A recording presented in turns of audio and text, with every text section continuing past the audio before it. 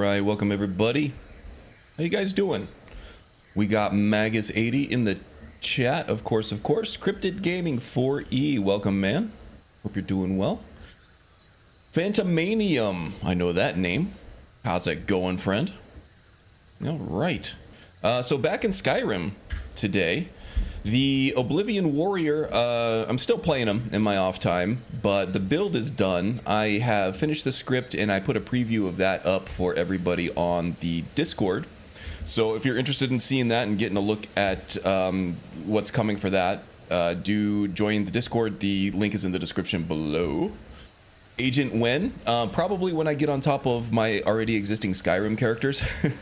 So welcome, Aster. Hope you're doing well too. Yeah, I got a backlog of Skyrim builds here. Hold on just a second. I got that damn bolt bug stuck to my hand there. Yeah, so I have a backlog of Skyrim characters that I've been working on. Some, including the Thief here, are kind of like right at the end. I just need to get all the way through the Dragonborn DLC to unlock the respecs. Because I've just been kind of willy-nilly adding perks all over the place for this character, and I want to refine those a little bit for the build guide. But this one's very close, so that's what we're doing here. We're just trying to get through the Dawnguard quest line so we can pick up vampirism after we unlock all of the crossbow recipes and things like that. And then once we have the crossbow recipes, vampirism from Serana, then we will head to Solstheim and start doing that, start taking on Harkon.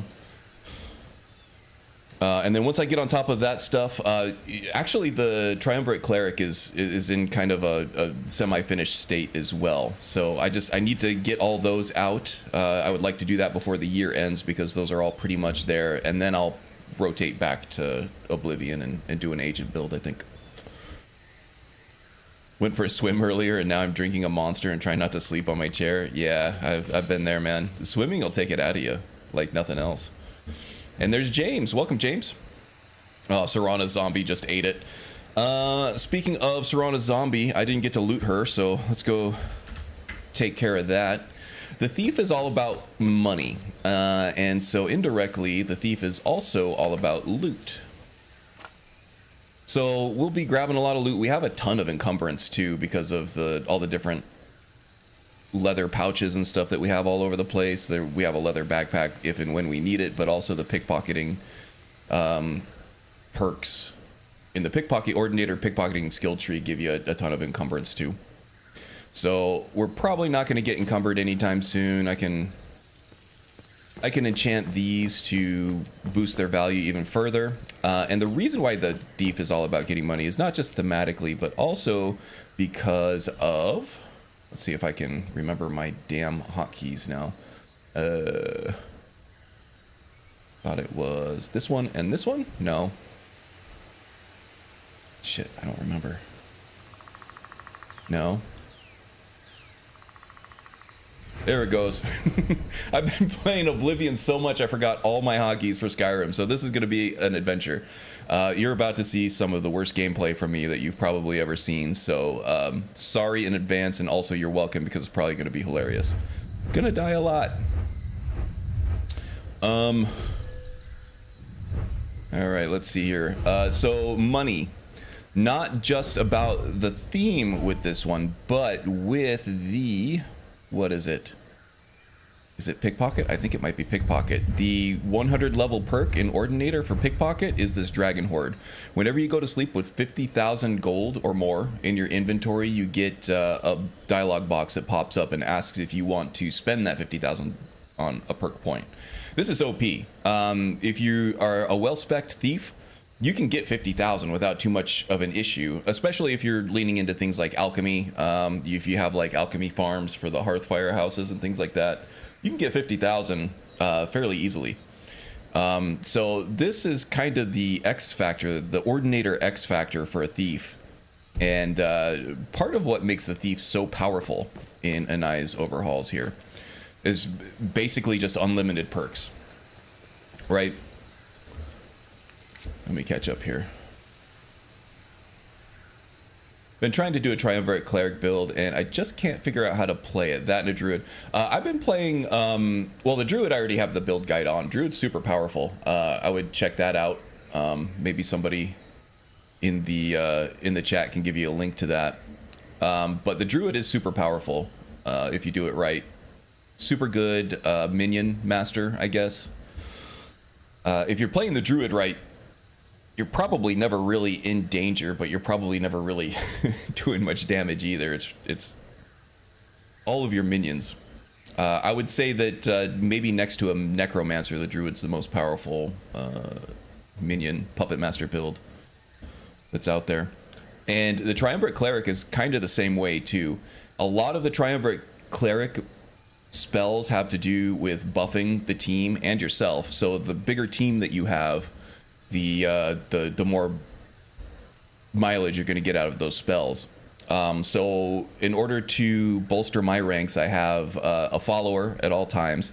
I have a dog with me at all times, and I have the spiritual summon. It's actually an illusion spell. You don't. It's weird because it's kind of like a puppet master build without any conjuration. And if you do all that, it's pretty strong. And then you lean into some of the fire, the pyromancer perks in Ordinator, and you start just blowing stuff up all over the place. It's pretty good. Oh, you got the kitty tail stuff. Yeah, kitty tail has some good looking thematic spells. I haven't dipped into much of them myself, but pretty fun from what I see, and it could enable a thematic mage build as well. So they're worth looking into, even if you already have like your overhauls of choice, like Apocalypse and Forgotten Magic Redone or whatever else.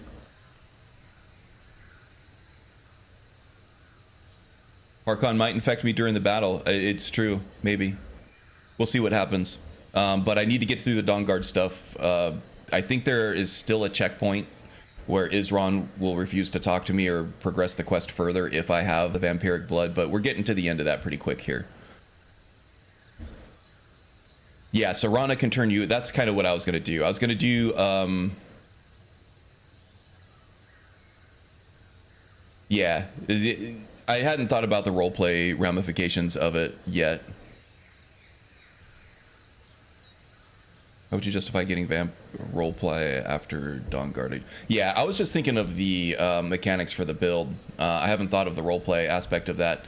But yeah, the character collects many things was kind of a reluctant anti-hero sorts. She had Zora following her from interesting NPCs, and with her she had like this lighthearted energy, right? But when we took on, I think it was Dim Hollow Crypt, we ended up losing Miko. And Miko, I was role-playing as Zora's dog, because she had a dog that she talks about having as a kid, that she loved a lot, and then, you know, was devastated when the dog died. But then Miko died during that dungeon dive trying to get to Serana, and Zora kind of was inconsolable. She has left our company. She didn't really blame us for it or anything. She knows that things like that just happen. We were doing dangerous things, and that was always a possibility. But Zora's in a dark place right now, which kind of collects many things into a dark place as well. So she's taken a darker turn, even though she is still... She understands the risk that Harkon's order would pose to Tamriel and Nirn as a whole. This whole plane of existence, or at least this whole planet. The tyranny of the sun thing would kill pretty much everything on Earth. It would be an apocalypse. Because you know those greedy vampires over there would misuse that power. And life needs the sun to survive, and vampires need life to survive. So yeah, she understands the importance of bringing the fight to Harkon right now, but she's also not in a great place mentally or emotionally. So that could get her to shift more toward a dark path. such as vampirism. And it's been a long time since I've had to go to the Ancestor's Glade here, so I have no idea where I'm going or what to do. Do I have the Clairvoyance spell? That's something that I was leaning on heavily in the Oblivion play. Let's go see. Now I gotta remember how to pull up my damn inventory. I do have Clairvoyance, and it's already favorited. Look at that. Thinking ahead. Past Karn, helping out future Karn. Now, how do I cast a spell? I don't remember. Jesus. Oh, and it's a concentration spell. Oh, man. Clairvoyance and Oblivion. That's a new spell that they added for the remaster. It's so much better than the one in Skyrim. Oh, I was going to say, I'm pretty sure this is clear, but it is not. They still got these hotkeys.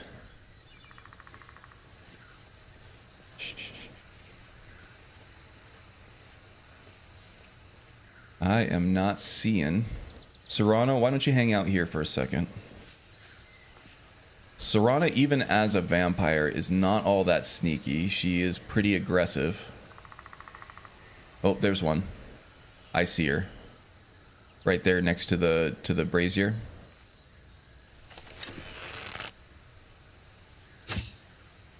Oh, did that get blocked by the brazier? Yeah.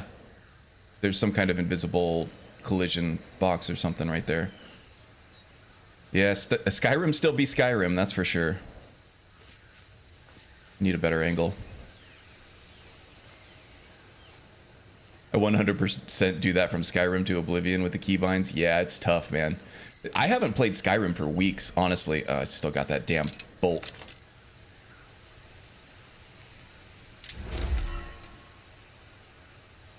What the hell, man? What if I equip? Re-equip. Oh, god damn it.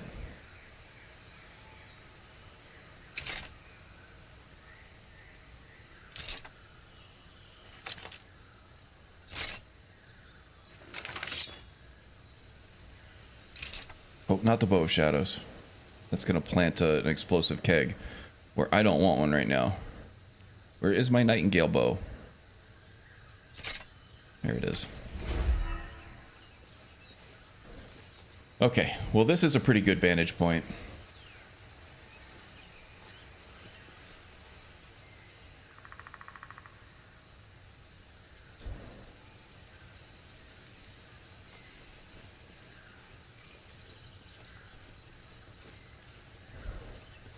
Traversal in Oblivion was much improved too. I don't remember getting hung up on just random pieces of terrain in Oblivion nearly as much as I have already in the 20 minutes I've been playing Skyrim again here.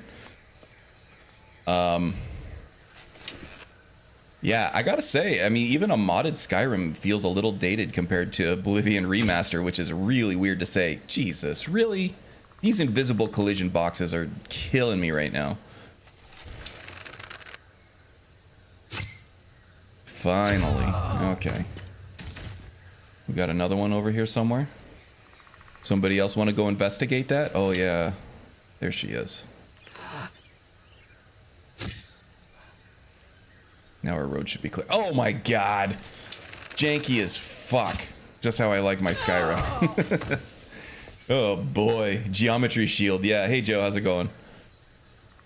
Hate kill cams with no actual kills. Yeah, I mean, I don't mind if they just miss, but it was the kill cam stagger from Violence, which helps when you get stuck in a kill cam animation and there's a bunch of enemies around you still trying to attack, which is why I have it enabled. But for archery, it's kind of self-sabotage. So that one's my fault. That one wasn't Skyrim's fault. This time. And now I'm going to get used to Skyrim, and then when I go back to Oblivion, I'm going to be complaining about shit.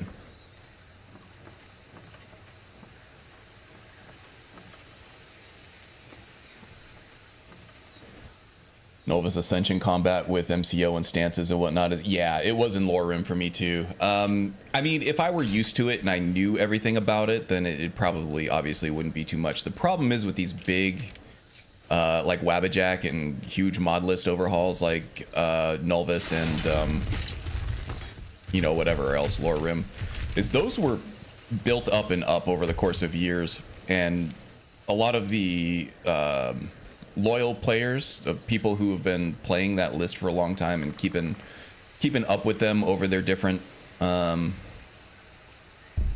reincarnations and different versions and things like that, they're very familiar with all those mechanics, whereas somebody who's just picking it up for the first time, that's a lot to have to deal with at once.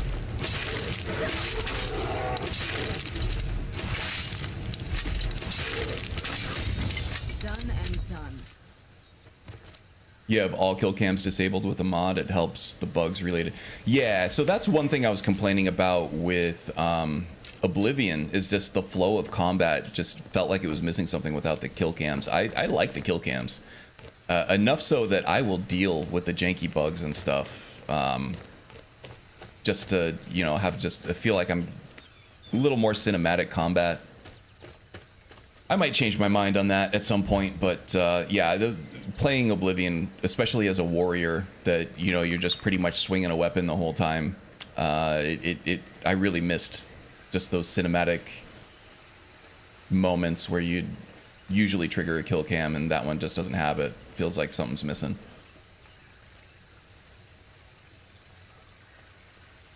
It's a bit different in Oblivion, though. Yeah, a little. Well, it's an older game, so it's a little bit drier.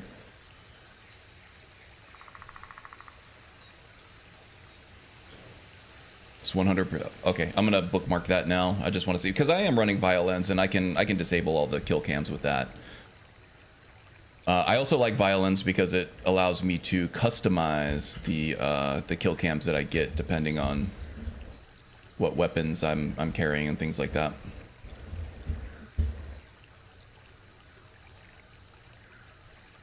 Oh, this just turns them all off. Pretty lightweight though compared to Violence, I'm sure. Okay, I got it. Thank you for that. Not made very well.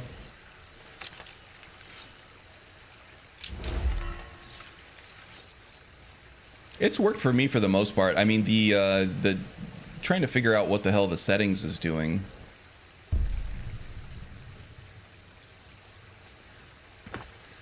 And customizing your kill cams based on equipped weapon and stuff like that can be annoying.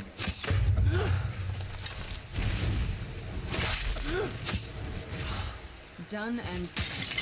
But once I get it set up right, it's always worked for me.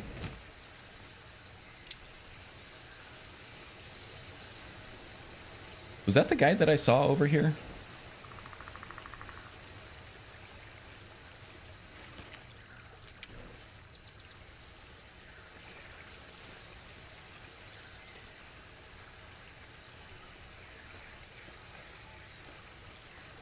Like what it does, but at the same time, I've encountered so many issues that simply disabling that one mod fixes entire. Okay. What was that? You've also played a lot more than I have. So you have Tough day for you. a higher sample size, more time for things to go wrong that I haven't witnessed yet.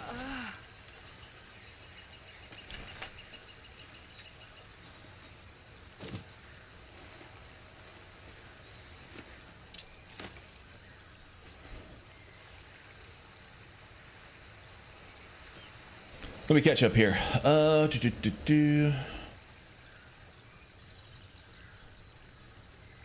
With old combat, I like the old combat in gameplay. I don't think it was the Nulvis stuff. It was it's exactly what Josh said. It was the geometry shield, which has been an issue forever and ever. Got you guys staring at my torso over here and my six-pack abs. Let's move that up a little bit. There we go. Nulvis Ascension combat. I have kill cams disabled. Oblivion is different. If anyone here has a good Vortex mod list for low-end PC, that'd be greatly appreciated. Vortex. You're probably not going to find a lot of Vortex users in this chat. I don't know of any off the top of my head. We could probably give you some recommendations on Wabbajack. Same with Heartbreaker. Love the mod, but it has some glaring issues. Yeah, the thing about Heartbreaker is sometimes you kind of need it to get those hearts. If like the build, if the character build you're going for needs those hearts for ingredients for something, which with Ordinator, there are some things that you need those hearts for, especially those overpowered ebony arrows, the death arrows. It's hard to find human hearts otherwise. Or you could go with CACO, which has the racial hearts, but that's overkill. That's way overkill, right? There's a mod that just gives all NPCs a human heart drop. There you go. That's what you need. That's the one. Wabbajack recommendations work as well. Okay.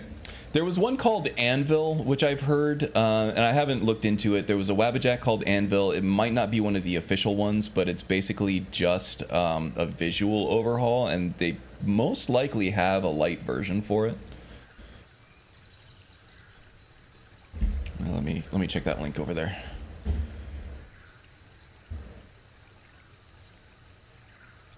Human enemies. Okay, got that bookmark now too. Thanks, Magus. You are just dropping treasures in the chat today. Appreciate it, man. Trying to find a specific mod on the Nexus can be a daunting task, especially now that they've changed up their search system. They've made it better. I've seen. I got you, dude. Thanks, bud. Yeah, they've improved it from when they changed it, but it's still not as convenient as it used to be. It was hard even then, though, just to try to separate the grain from the chaff on what was good and what was not. So it is good to be able to get recommendations from someone who's played the game for thousands of hours. I use Vortex, but I install my own mods, so I couldn't help you with lists. Yeah, I mean, I'm not fundamentally opposed to Vortex other than MO2. Just, it does a lot of things that Vortex doesn't still. Vortex is good for if you have a lot of other games besides BGS games that you want to mod.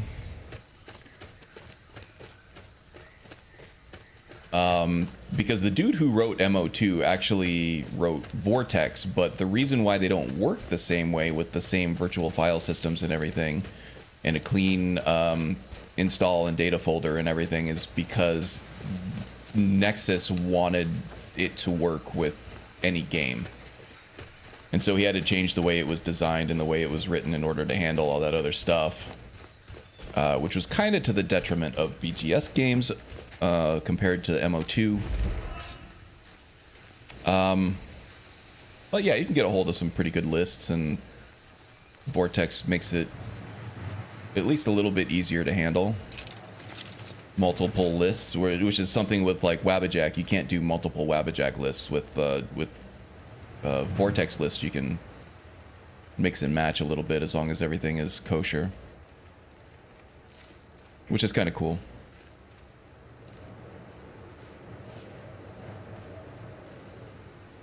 Oh yeah, we know about your opinions, Magus. They come in hot and they come in strong. And I know most of it's tongue-in-cheek. But yeah, it's hard to argue that Vortex is, on any objective level, better than MO2. It's just all a matter of what you're using it for and what you're comfortable with. And modding is not an easy thing to pick up. I feel like I'm going the wrong way again. I feel like it's just right there, but there's no path. Okay.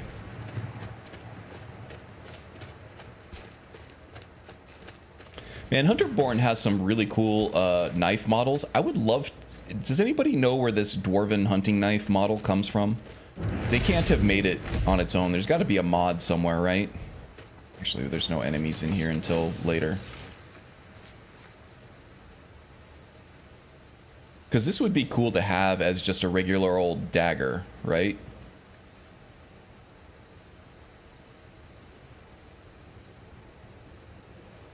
The Elven one looks really good too. The Elven one is, I think, a Lord of the Rings model.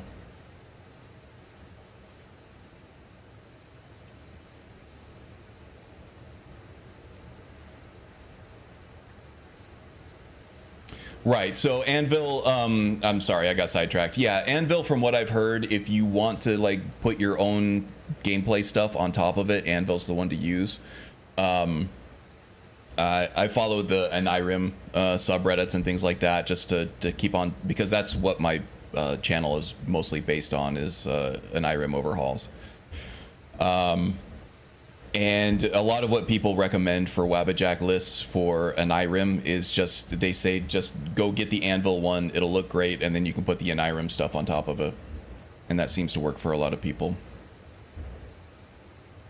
They fixed the search now, it's back to being stable, and you still need to navigate a bit more, but no more hitting 20, but exactly, yeah, that's what they did fix, but yeah, it's, yeah, they still put, like, more clicks in between putting in what you're trying to find and getting to what you're trying to find. It's just, it's not nearly as bad as it was when they did the switch. Using Tuxborn for a run right now. It's pretty good. A lot of content, mix of Simon and an Skyrim. Yeah, see, I did the mix of Simon and an Skyrim for a little while, and I just got to where I liked the balance and the cohesion of the pure Skyrim stuff better than trying to... Simon does some stuff that I like, right? I think his mysticism magic overhaul is good, and for the most part it's compatible with Apocalypse. It fights with Odin, but I do prefer Odin and that, like I said, that balance and cohesion that it has with Apocalypse above what mysticism does. But there's some things in mysticism that I do like. And Skyrim, I think, just does a better job of giving you a wider breadth of available builds and things that you can do in gameplay that you can base a build off of, which is why I've kind of hunkered down with that.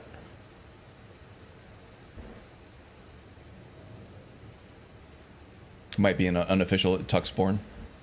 Love Hunterborn. Yeah, so if I could find just like the mod that adds this dagger in, I'd be a happy camper, because there are some like assassin characters and stuff that I would love to use a cool looking dagger like this for.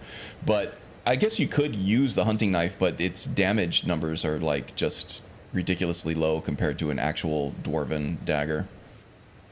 It is a dagger from Hunterborn, but I'm thinking that they got the model from another mod somewhere. Like the let's look at them here. So I'll just bring up Hunterborn.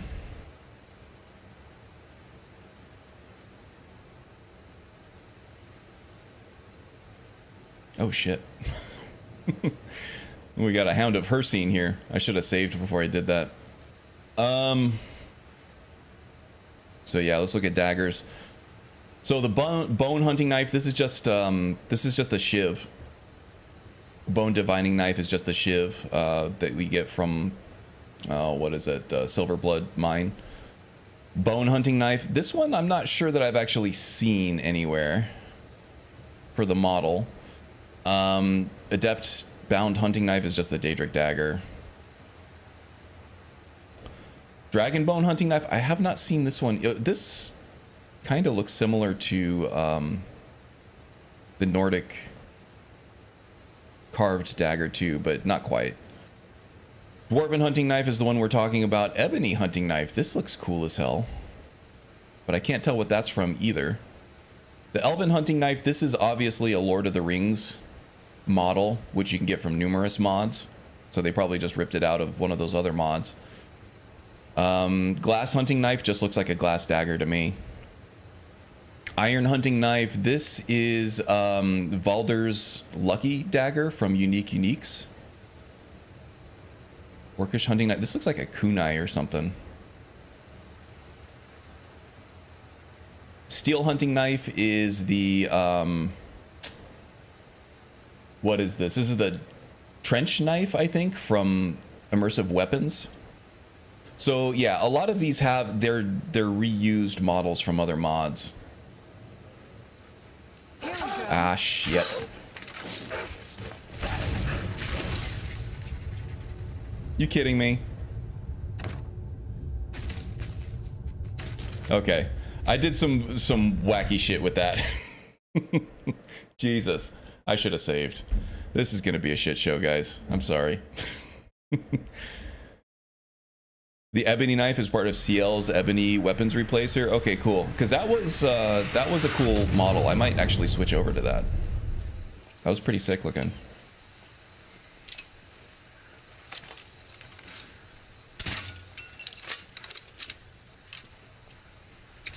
Oops. Okay. Nothing doing. All right. No bolt there. I was just trying to get the bolt out of my hand there. Give me a bit. Yeah, Magus is on the case. He's the Nexus sleuth today.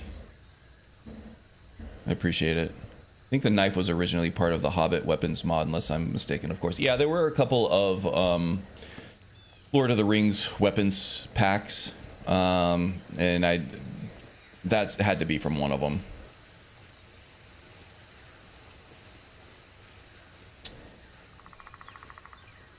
Same with Orcish as part of the ebony weapons replacer. Yeah, and some of those might have been, you know, just reskinned meshes from other mod packs. Sometimes it's a little surprising to see how well meshes or textures from other items just seem to work on other meshes that you wouldn't expect.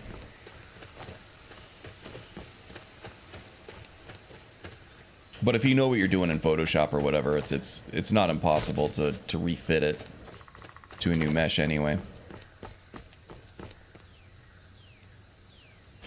The ebony knife model is based on a real-life weapon, the Chris knife, used mostly by Malaysians. Yeah, with the funky curved blade. Yeah, that's been a design that's been used in multiple games for a while. Oh shit. That looks like a rogue mage over there. Hold up. I want to see if I even need to deal with that anymore. Yeah, I do. Crap. Okay, well, I don't know.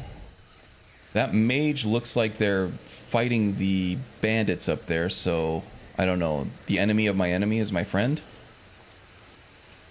They don't seem to be aggressive. Oh, it's Thalmor. Those guys just got owned by those boulders. Okay, we don't have any beef with the Thalmor at the moment, anyway. We might, however, use them as a mark for pickpocketing, though. Are those Imperial, or is that just another Justiciar? Oh, still does not see me. That is one dead Thalmor Justiciar. Looks like they got just pelted with those rocks. See if you guys got any valuables on ya, huh?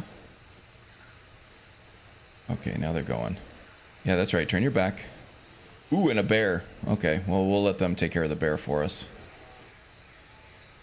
Hooked pogfish. Don't mind if I do. Glass circlet. Actually, all of this stuff is fairly valuable for how heavy it is. Okay, let's get out of the line of sight here. In my opinion, thieves are typically a little more pacifist than other characters. They are not primarily combat characters. Of course, you want to spec your build to be able to handle combat if it pops up, which I have done. But for the most part, for both roleplay, gameplay style, and everything, for a thief, you probably want to prioritize making money through ill-gotten means over, you know, just being an assassin. Otherwise, you're just an assassin, right?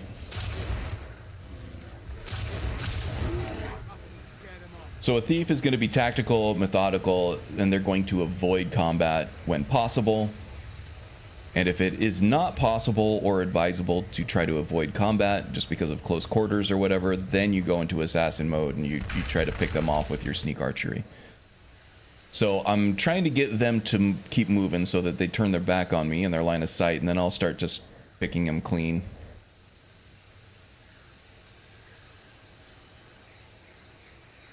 They do have the credits at the bottom of that Hunterborn page for most of them too, but I think Haster mentioned that already. Okay. Cool, so at least that gives you a start. Oh, they have a... They have a picture of the mesh itself.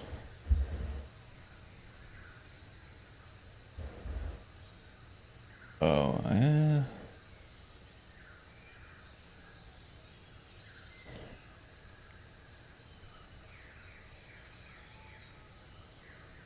This just shows me a file list. It's not...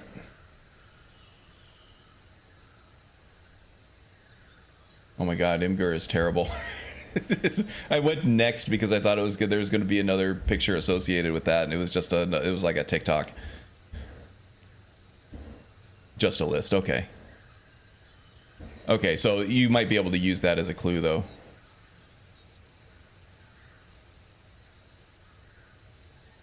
You can also see them in NifScope, adding that into MO2's executable. Yeah, no, I have all that. Yeah, I did some mesh work when I was running the Tuco guide, and we were doing DSR for the dual sheath redux for equipment displays. Man, that's come a long way, huh?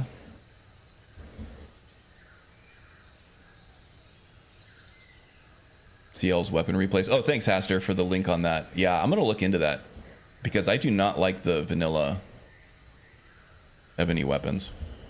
But it does look like Immersive Weapons is using a lot of these already, so there's going to be some duplicates if I install these. I think Immersive Weapons uses... here, let me pull this over into the screen that I'm actually sharing. So the newer Immersive Weapons is using the, they call this the Imperial Ebony Blade. This guy right here is just an ebony longsword. So that would be duplicated. This is the new model for the Mace of Avar Stonesinger. So that would be duplicated. I believe this one is also used for another model in Immersive Weapons as well, and this one definitely is. But these other ones, this the dagger here, the claymore, the war axe, those are all new that I don't have. And the shield looks cool too. The bow looks like just kind of a retexture of the Nightingale bow almost. Yeah, there's actually some really high quality, good looking stuff though, for sure. I like it. I'll take a look at it. I might be able to mix and match some things with MO2 to get just the look I'm looking for. That's what's nice about MO2. You can just go in there and redirect things how you want. Mix and match, you know. It's an all-in-one, unfortunately. Yeah, but I can take the mesh files and texture files. You can rename them and you can just plop them in a zip file and install that as your own mod. Blast from the past, Tuco. Yeah, I was actually, I had authoring credits on that, support credits on that, actually. It was my crowning achievement. I wrote some patches for that guide.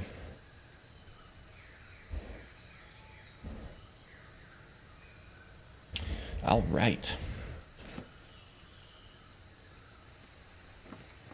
Yeah, that was a long time ago. Been at it for a while.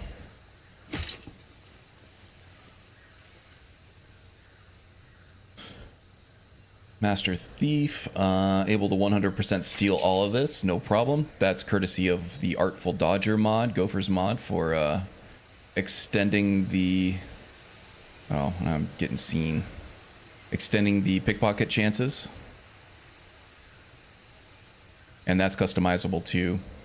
I'll typically like to leave a 1% chance that I'll fail, but right now, as I'm leveling, and I'm not leveling anymore, but I'm trying to get through certain content in order to get to another place. I have goals that I'm trying to achieve with gameplay here.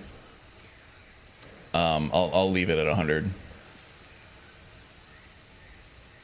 But for me, the fun of playing a thief character is that small chance that you get for failing.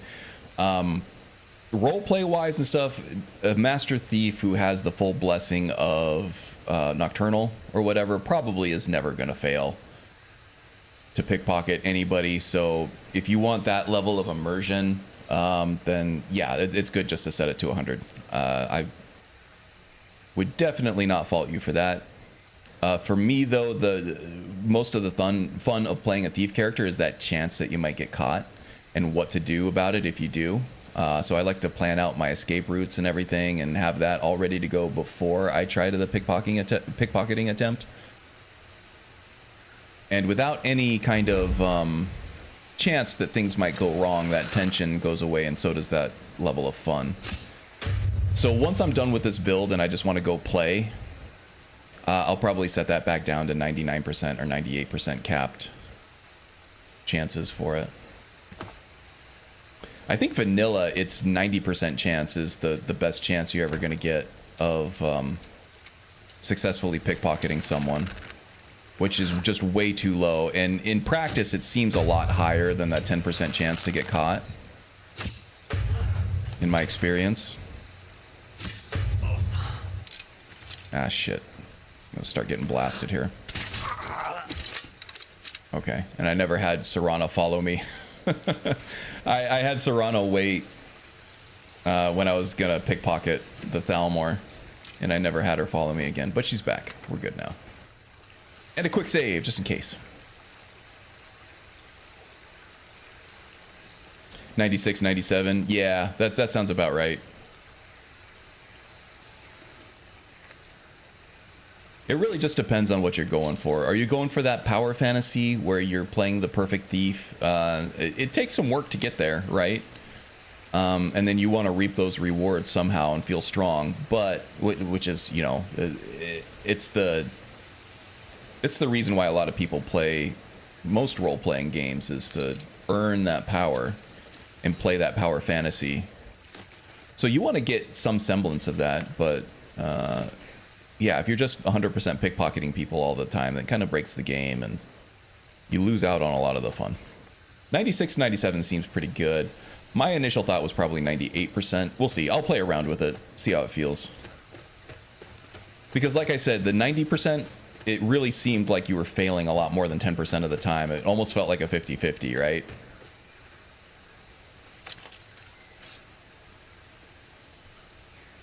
That could just be, you know, the negative bias that people feel against a chance for something to happen versus a chance for, or a chance for something positive to happen versus a chance for something negative to happen. Even if it's 50-50, it's going to feel like the negative stuff happens more often than the positive stuff, because getting bopped with something negative feels way worse than earning something positive feels good. People are generally more averse to the fear of losing something than they are the positive anticipation of gaining something. That's just part of human psychology. It's pretty well documented. So a lot of like drop rates for Diablo 4, I was following along with the developer commentary on a lot of that stuff, and they said no, you had a 50-50 chance of getting a legendary from a loot goblin, but people were saying it just like never happened. They were like, no, that we were looking at the logs, it was actually happening 50-50. It feels worse when you don't get a legendary from that loot goblin than it feels good when you do actually get one. So they had to hike it up to like 90%, and people were happy.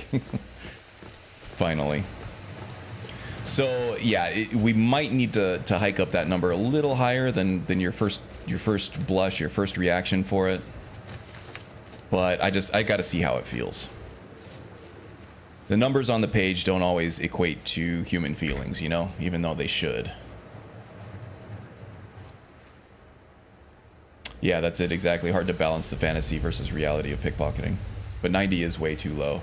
90's too much. Yeah, we'll see. Yeah, like I said, it depends on how it feels. 98 sounds high, right? But in practice, it could be just about right. We'll see. 95, I think, is even too low. And now we're splitting hairs on like each individual percentage point, even though, you know, it shouldn't really make any difference at all. And now you can see how like Bethesda had such a hard time trying to balance this damn game with everything that's going on with it. Let's see. Even once you get the power, where is the excitement of getting caught? Reverse pickpocketing is fun too. Yeah, exactly. That's what I'm feeling.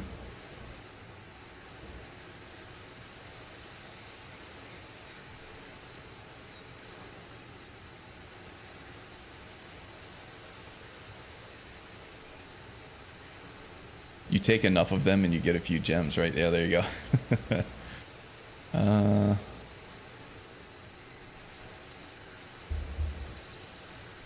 There's a clear difference I can tell between 96 and 97 and 98. I did test this a while back, but I guess it will come down to what a player likes best, so neither is wrong or right. Yeah, exactly.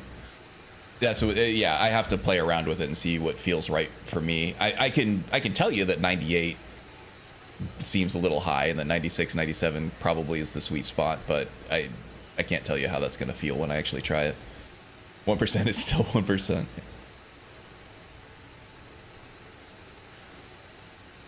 100% for giving up the skeleton key feels fair to me. That would be a just reward, right?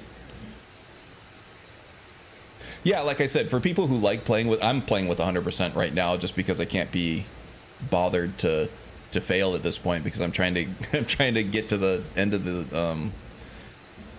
playthrough for the build guide here. But yeah, if I'm playing this for fun, I'm definitely cranking that back down to 97, 98. Be up to the player. Yeah. No, you're fine. I'm cheating? Yes, I'm kind of cheating. A little bit. Anybody who's running mods is kind of cheating a little bit, maybe. I don't know. At least that's what Bethesda says, because they disable achievements when you play with mods. Any mod. Not very impressive, is it? If this ends up being a wasted What, my trip, penis? your Oh. friend Dexian and I are gonna have some. They're playing a words female when we get character. back.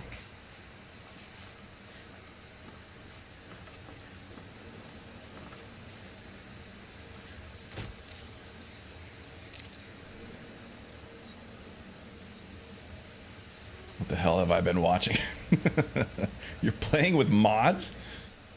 Oh boy. All right. I've actually had that on my build guides. It's pretty clearly the mod title is in the name of the title, or the mod title is in the title of the video.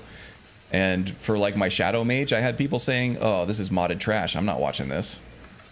How else am I supposed to do a Shadow Mage in vanilla Skyrim? Are you kidding me? Why am I sneaking? It was more than one person, but probably not more than 3. But yeah, people see this awesome build guide and they're all into it, and then the second they find out it's modded, they just have a fit. It's like, all right, this game is what, almost it's 14 years old at this point. How many vanilla mods are you gonna get? Even the Skypothesis stuff isn't vanilla anymore. That's all using Creation Club stuff.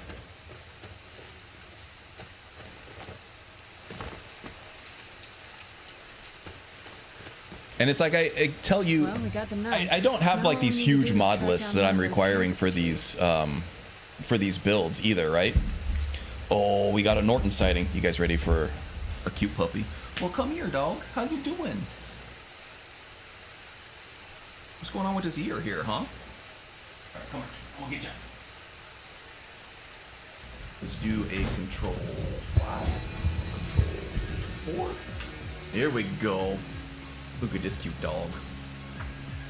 Sometimes he just wants to be held by his dad. Yeah, I know. You don't really like being picked up, but you love being held, huh? You love being cuddled. I know. Oh, you love the beard. You love snuggling up in that beard. I know. I love the kisses, but the teeth get a little much. The teeth become a little much. I know. He's just still a baby, though. He's 5 months old.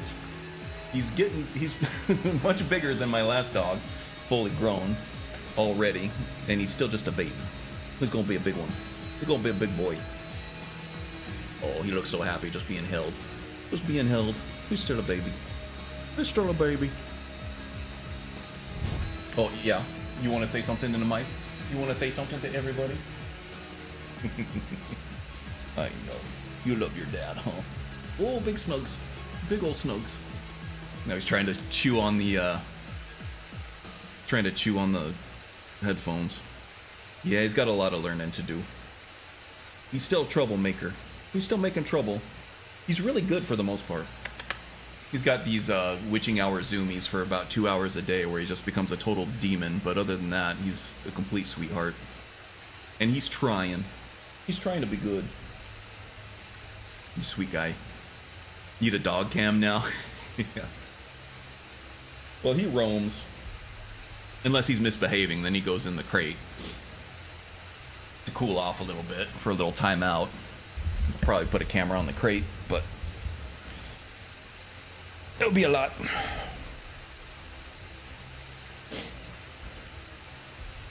Okay, see you later, Norton.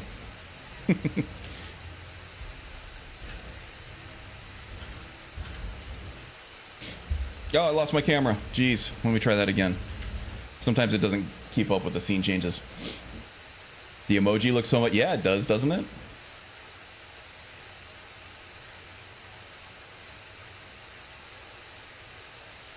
They thought you were going to use the Ordinator armor from AE? Yeah, something like that. I wish that you could store quest items sometimes. I had a character that was collecting Daedric items to prevent them from being used by others. Yeah, the quest items thing is tough. I understand technically why they do it. There's significantly more hand-holding, starting with Oblivion from Morrowind. Morrowind, it was kind of just like the Wild West. If you wanted to break your game by losing a quest item or killing a quest-centric NPC, they'd let you do it. Not so much anymore. Even in Skyrim, sometimes I sell stuff like the one where Calcelmo will send you a letter of something that he wants you to come by and sell him. Like you get like a dwarven war axe, especially like a special enchanted one. You sell that thing off, and then you get a letter saying, "Hey, Calcelmo here. I really want that dwarven war axe." And you're like, "Oh shit, where did I sell that thing off to?" And it's like the quest stays live, but you don't have it in your inventory anymore. You got to go find it. I remember seeing a mod that does something like that. I think I'm also not 100% sure on this, so take it with a grain of salt. Yeah, it'd be good to know. I feel like something like maybe, I don't know, like Skytweak or something like that might have a setting for that. Maybe.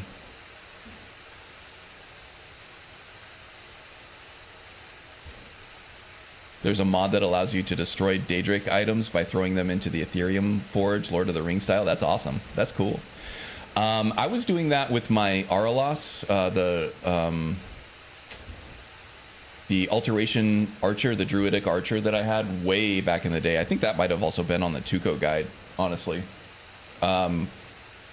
Where he would use the underground storage spell from Apocalypse, and he would put the Daedric stuff in there, and then he would cast like some kind of cleansing spell. I don't remember. It was like repel undead or something, or like circle of life or something like that over the top of where the underground storage was to kind of seal it. And that's how I roleplayed that. That was kind of cool. I was proud of that roleplay mechanic. I was doing that with Dragon Priest masks instead of Daedric artifacts though, but it was the same idea.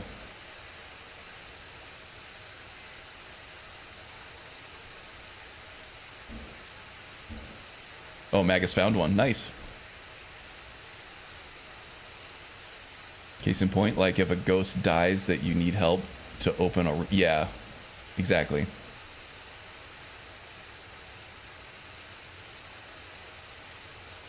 Almost talking like you have experience with that.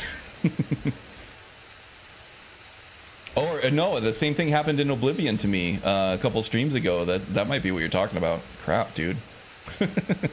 Yeah, that was rough. And I still wanted to keep my achievements, so I didn't want to resurrect the guy. And I still ended up losing my achievements for that session, too. What a pain. Talk about shit show streams. That was definitely one of them. Okay. Now let's get some Canticle Bark here. We're going to go completely blind, trying to navigate these ancestor moths. The moths like that bark as much as Dexian said they would. Look at them. They've definitely taken a liking. Hope your to mom you. likes my And butt unless as I'm much seeing as things, Dexian you're says she starting would. to glimmer. I'm glowing. Because I'm pregnant. Do Argonians even get pregnant? I don't think they do. They lay eggs, right? And then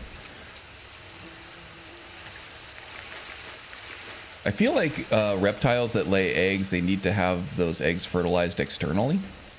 I don't know. I could be wrong. It could be certain snakes that do that. Not everything.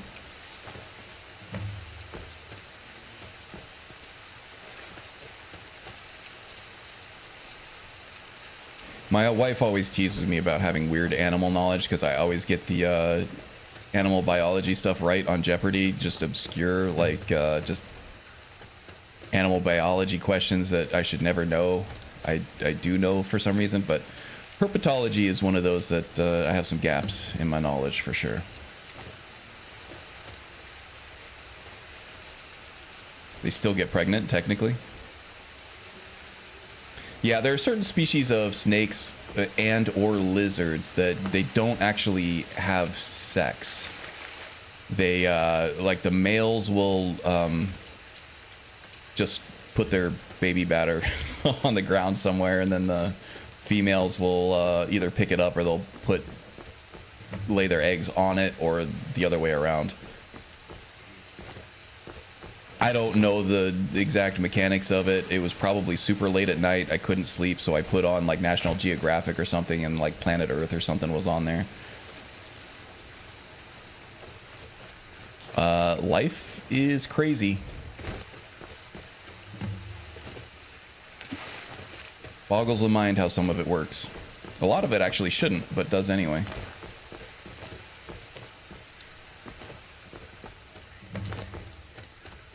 Whoa, I think that might have been what we were waiting for. Let's head back up there and see if we can... Well, read that the wasn't much scrolls. of a scavenger hunt. That was good. This works better in first-person view than it does in third-person view than it does in first-person view. I can see a little more of the screen this way, where I'm going, where the rest of the moths are, etc., etc. First-person, you're very occluded. Your vision, it's hard to see where the rest of the moths are. So I typically play in third-person anyway, but if you're a first-person view player and you're having trouble finding your way around the Ancestor Glade, try to switch to third person. You might be able to see a little bit more of the screen that way.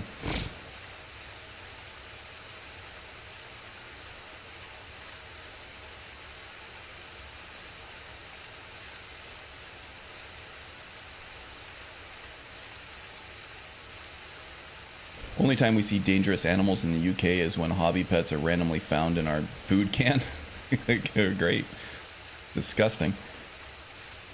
I've always been a bit curious on the whole Argonian, non-Argonian relationships. Like, how does that work? That's rhetorical, of course, but it's still a bit odd. Yeah, I mean, interracial relations, of course, with, like, human and elven species, it's kind of obvious, right? They share a lot of similar biology. But with the beast races, that stuff gets wild. Like, Khajiit have barbed penises. So, like, a male Khajiit having sex with any other race is, like, borderline torture. If it's, not consenting, it'll really tear you up. And then, with Argonians, who knows? The best we have is just the lusty Argonian maid smut, right? And that's probably just fiction. It's probably just some horny human with a fetish just making shit up. Who actually knows?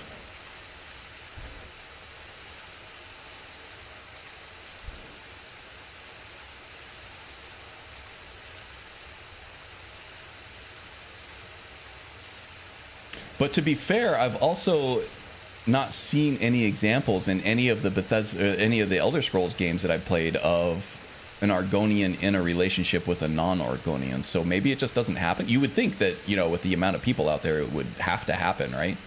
Especially with fetishes and everything. I come into the lusty maid, hilarious.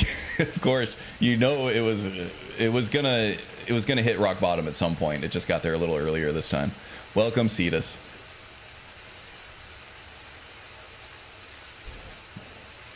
This bit is crazy. A moth priest trained to read scrolls goes blind reading 1. The player character reads 3, and sight is perfect. Yeah. Well, we also got the dragon blood. That can just explain everything, right? Oh, yeah, that's what Magus says. Basically a god, if not just a demigod. Yeah. That can explain that magical blood, you know. Even if technically that's not why, that can explain it. They can just retcon that stuff in. First person is blinding for sure. Like, how we don't see actual children from beast races in the game. Well, probably for technical reasons and just time reasons. They didn't have time to do it. Probably for the same reason that the same child appears in multiple places in Starfield. I think there are like a total of 3 different children models in Starfield. They didn't have time to add more.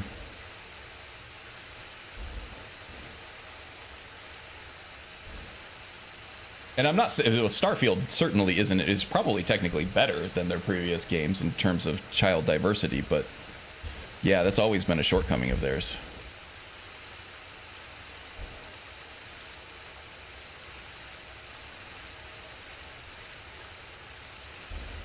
See more than lesser men. Yeah, there you go. An Oblivion throwback for sure. Uriel Septim sees more than lesser men. Koteb, welcome, buddy. All right, let's. It's coming back. It's like riding a bike. I'm getting my key bindings back again.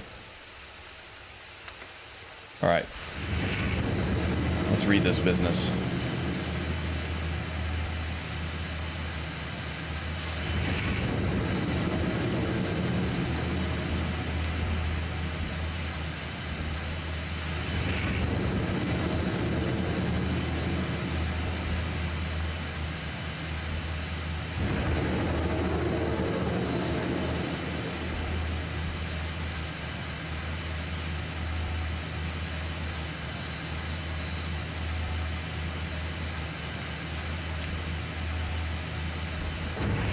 Darkfall Cave? Let me guess.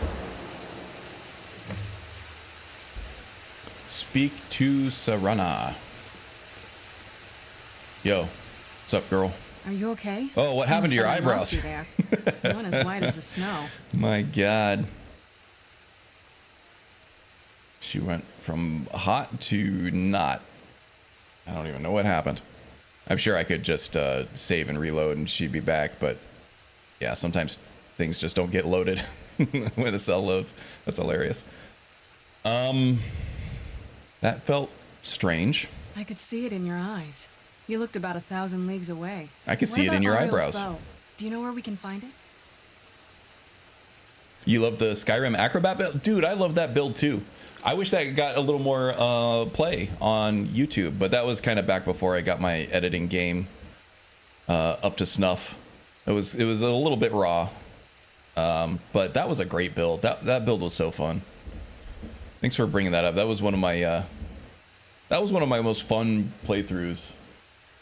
And it's not usually people are here from the Shadow Mage or the Triumvirate Druid. That's how you found my channel, was the Acrobat? That's cool.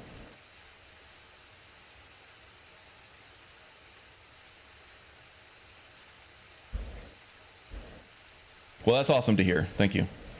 It's in a place called Darkfall Cave. See, I was right. We can finally put an end to this ridiculous prophecy. Where is this Darkfall Cave? Up your butt and around the corner. I hate myself. I hate myself for making the joke, and then I hate myself for actually laughing at it as much as I did. Okay, the scrolls gave me its exact location. Then let's get going. I want to get there before my father has a chance to track us down.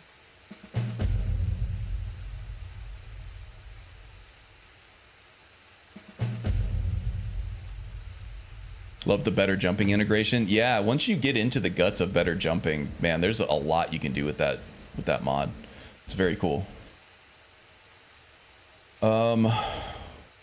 Because I was just using it as an animation replacement because the jump animations look great, but then when you start dealing with the double and triple jumps and everything, it starts getting nuts. And then you can start building off of it like I did with the acrobat. Yeah, that's what I was mentioning earlier. It was in people getting upset that my builds weren't vanilla builds. It's like I don't give you like these big mod lists that you have to install manually. I'll give you like 4 or 5 mods that are required, and then as long as you install those, you can play the build, right? But some people, they don't want to have to install 4 or 5 mods. Anyway, that just reminded me of that rant. I don't want to get back on that rant again all of a sudden. Do you know anything about... Oh, okay, see you later. It took too long.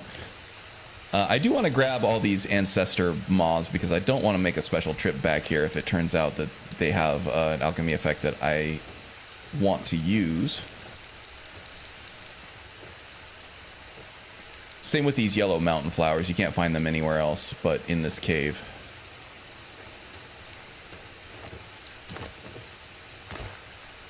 Okay. Lights off, night vision on. Serrano wait. Alright, now let's go into sneaky mode with our Nightingale bow. And we're gonna get ambushed by some vampires here, but we can turn that ambush into an ambush of our own. Quick save.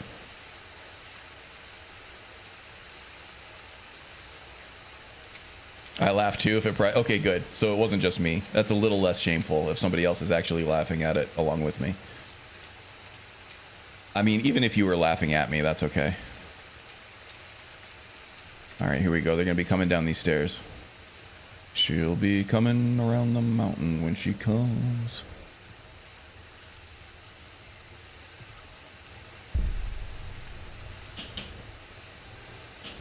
Oh, here they come. There's a gargoyle.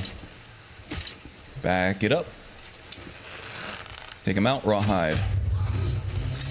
Oh, shit. Forgot that the Nightingale bow actually does have a long draw on it. But it is silent.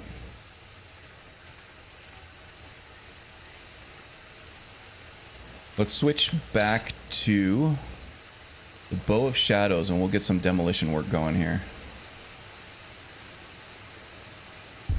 Yep, here we go. Go invisible. Drop the keg. Draw the bow. That looks like a thrall. Kaboom! Someone there? Nah. Back to the Nightingale bow. Yes. Now we're cooking.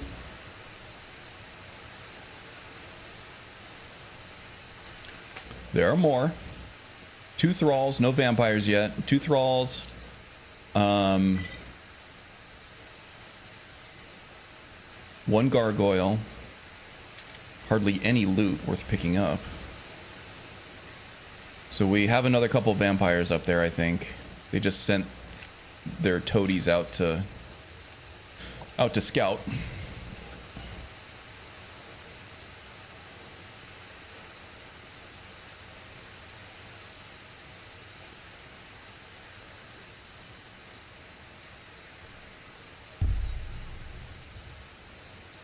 Slow and steady.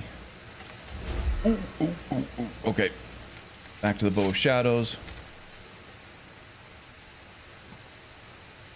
Alright, come on down. Ah, crap. She's not gonna do it. Maybe.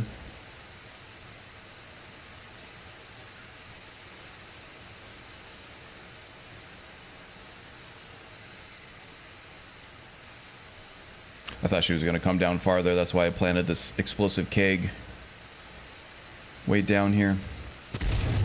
Invisibility expired. Didn't alert anybody though, so that's fine.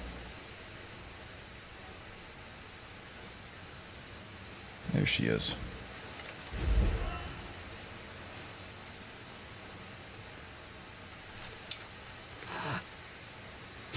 Someone there.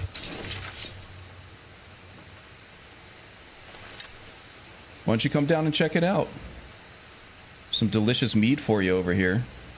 It's a bit spicy though. Yes. Oh. I love that gameplay mechanic. It adds so much gameplay diversity to just a regular sneak archer thief. I love that explosive keg. It's so good. The only problem is that it gets annoying when you want to use invisibility for something other than that party starter explosion. But if you're sneaky enough, you don't really need the invisibility anyway. It just becomes a matter of managing it and knowing that when you go invisible, some shit's gonna blow up.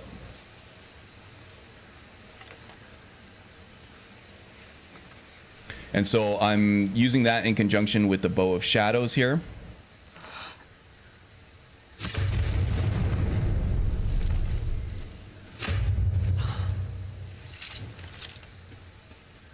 Which has an invisibility effect when you unsheath it.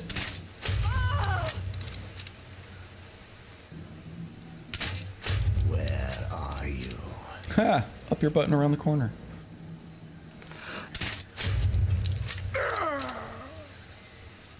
Boom. So good. So good. And that's how you play a sneak archer for the 1000th time and still have fun. Keep a fresh gameplay style. Good stuff. Really enjoying this build. And actually, I gotta say, I feel like I'm playing it quite well for not having played Skyrim in several weeks because I fell into that Oblivion trap, the Oblivion remaster trap. All right, James, you taking off for a bit? Good luck with any of your endeavors. Any and all of them. All right, that should be it.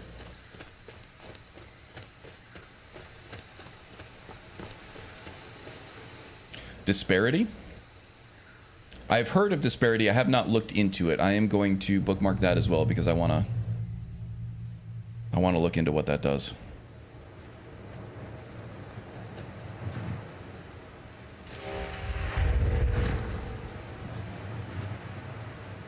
Did Serana not come with?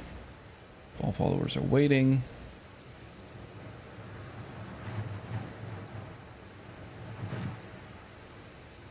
All followers are waiting. Damn it. All followers, she got bugged. Now I gotta remember how to fix this. You're running disparity on the current Skyrim? That's the old dude with the shield. Classes and attribute abilities. Okay, so disparity sounds... I'm using classic classes and burst signs reimagined, which is something that Padinsky recommended to me, and I've loved that. Sounds like they probably won't play nice together, but I'll take a look at it.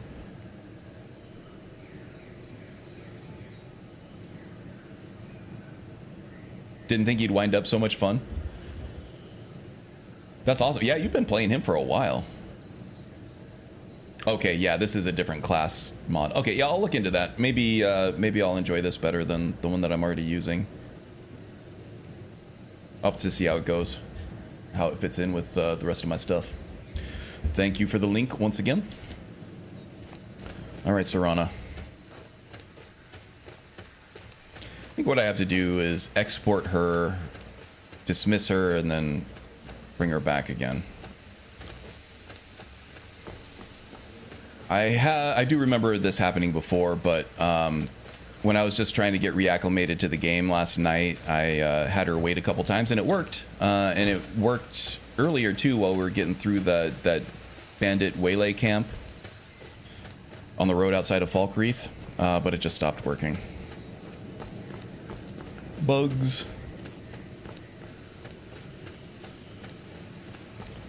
So I think for the remainder of the time that Serana's with me, I just don't make her wait. Typically with all of my sneaky characters, where is Serana?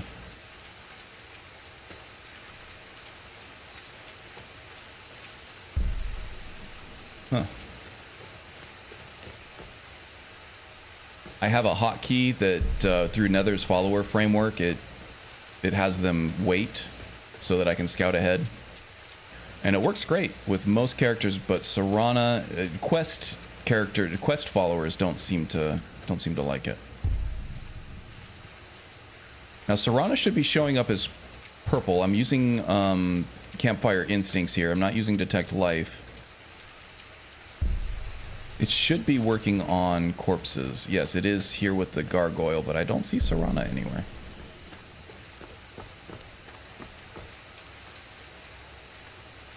Maybe I can summon her.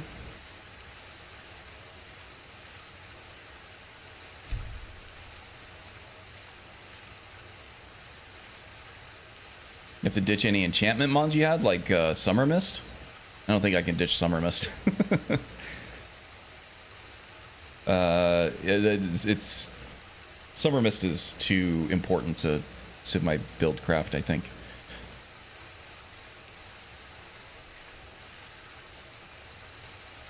It stays up to date. Yeah, Cryptopeer is super active, and he's also the mod dude, right? Or not the mod dude, the patch dude. Follower framework. Oh, I do have a power that I can use here.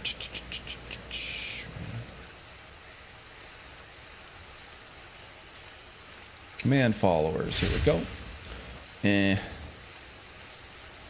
Summon. Serana. Nothing doing? All right.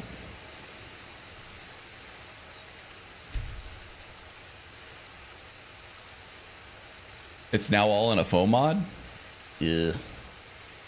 Hard to manage once you install it. It means you have to reinstall it every time. Yeah, there you go. You have to reinstall it over and over depending on where you have mods. Convenient the first time for sure, but yeah, that convenience wears thin the second you add anything to your mod list. Gamepad plus. Oh my goodness. All right, we got another puppy demanding attention here. Another puppy demanding some attention. I know, you're just a nut, huh? You're a nut today? Oh, did you just eat lunch? You did. Did you have some lunch? Was it delicious? Was that thing delicious? I can smell it on your breath.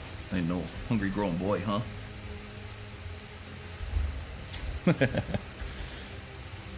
He just came in to tell me he just ate lunch. He wanted to share some. He's excited about that. His meal times are like the highlight of his day, I think. The patch dude. I don't know why that struck a funny bone. Like, oh man, look, it's the patch dude. Yeah. Cryptopeer's patch hub. Yeah, chances are, if you were looking for a specific patch for any like 2 or 3 different mods, you've probably ended up on Cryptopeer's patch hub for something. And just going through like the list of all those different files, it sounds like he's got a faux mod now, probably so he could manage his huge list of files a little better. You're like, holy crap, this guy has done a lot of work for this community. I think I probably have probably a good half a dozen or so of his patches, and I don't even have a huge mod list compared to a lot of people.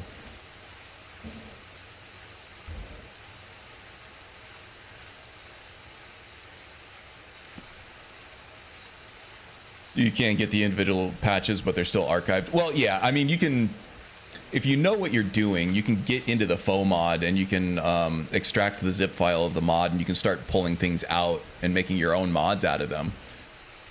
Probably not recommended for somebody who doesn't know exactly what they're doing and how the folder structure and everything works, but it's not, I wouldn't say it's rocket surgery, right? It's just a matter of making sure that the file structures are correct. He's done all the hard work as far as getting these plugins and everything. It's just a matter of finding which plugins and which, packages go with which plugins, and different meshes and textures and stuff go with the right plugins and things like that. To help you out, you can install one patch at a time and then just go into the mod folder and package that up as its individual patch. Or you can just do what Maga said and just go into the archives and download them individually. Hey, there's Serana. I see ya. What now? Let's go. Are you following or are you stuck? Yeah, okay. I need to export her from follower framework. I've been through this before.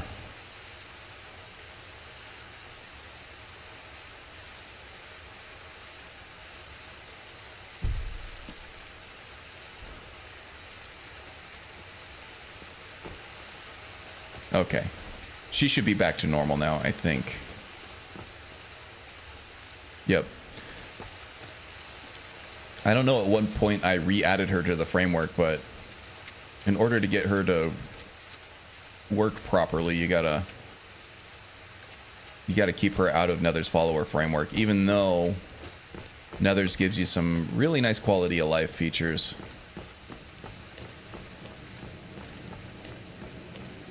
Serana has her own settings for Nethers now. Do I just need to update Nethers? I'm running an old version. Current version fixes her. Great. Awesome. I'm going to add that to my to-do list for my next profile. Oh, geez. I lost my mouse here somewhere. Oh my god. Let's do this. Where the hell is my mouse cursor? There it is. So for people who are curious, I keep a running list of things to do. So right now I'm on my base 2.3 mod profile, which is what the Triumvirate Cleric is on, where I've added, what did I add? The Vigilant mod and some other things here and there for that, for the like Crusader style armor and things like that. And then for 2.4, I got a pretty long list of things that I want to do. I got to get rid of All Good. I have a hotkey mod that I never use. Easy Wheel I never use. The hotkey gear stuff I never use. And the Leviathan Axe, I might keep it. That's why I have a question mark on it. It's not publicly available anymore. You can find the archive for it, which is the one that I have. And I think if you go to the Nulvis site, you can get the archive for it there too, because I think it's still part of that mod list. But yeah, I might get rid of it because it's not widely available anymore, and I can save a plugin slot for something else. I do want to add Modex, which is kind of a nice quality of life thing. It brings up another window that you can bring up to tinker with your gear. And then EID is a big one here, immersive equipment display. I've been wanting to add this for a while. Get rid of All Good. EID is just better, so I'll be adding that in next time. Nern Necessity, and then a bunch of just armor and weapon stuff. So Nern Necessities has a bunch of little tchotchkes and stuff that you can add to your armor, things like masks and like little bags and stuff. It's all SMP enabled, physics enabled. So if you're looking for a specific look for a character, like with different dusters and gaiters and masks and things like that, just different things that you can hang off of your armor, this is a good one. This came out maybe like a year ago. It's fairly new, I would say. And then Moon Monk's robes is something that's been in my inventory for a while. I kind of wanted to do a Wukong Staff Monk build, and I think that these robes would go really well with that. And then a bunch of like Vampire and Warlock flavored armors and things like that. There is the Shadow Ninja armor that I had, the Outcast Shen armor, that did recently have an update for SSE with HDT physics on it, so I'm going to be putting that in the game and removing the old one as well. There's also been a Growl update and then rerunning loot and maybe Dying a lot if I need it. Moon Monk's robes are beautiful. Yes, I enjoy the Moon Monk's robes. Doing your pure mage build right now, but I'll try focusing on frost magic only. Yeah, that's the next one. So, welcome, by the way, Guiaroyos.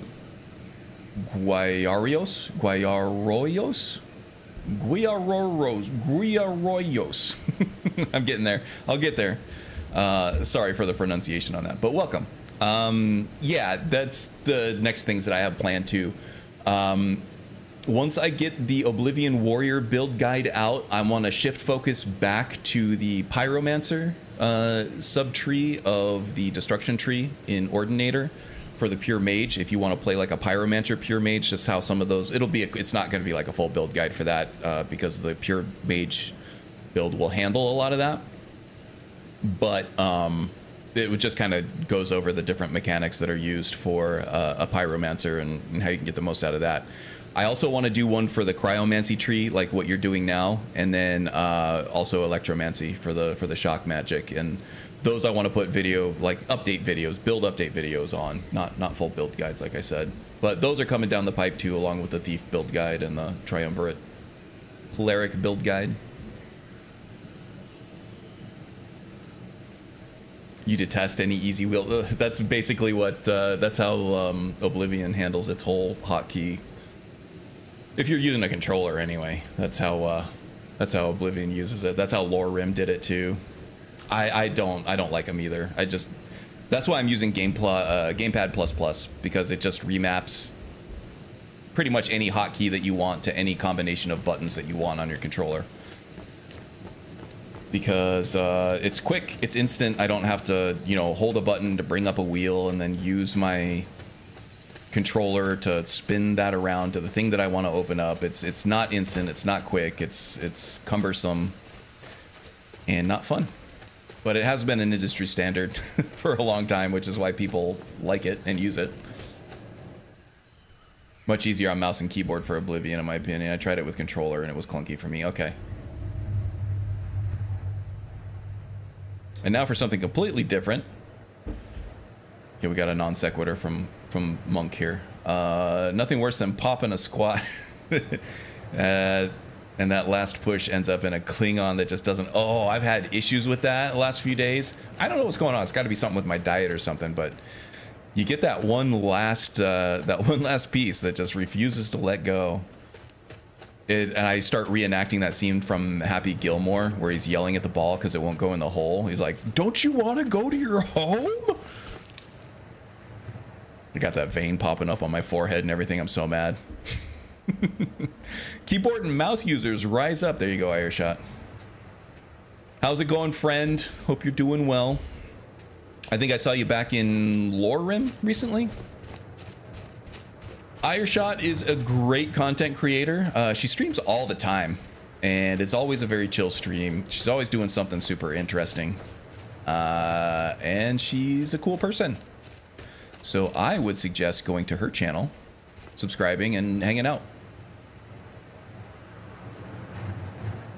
There you go. Right meow, says Magus.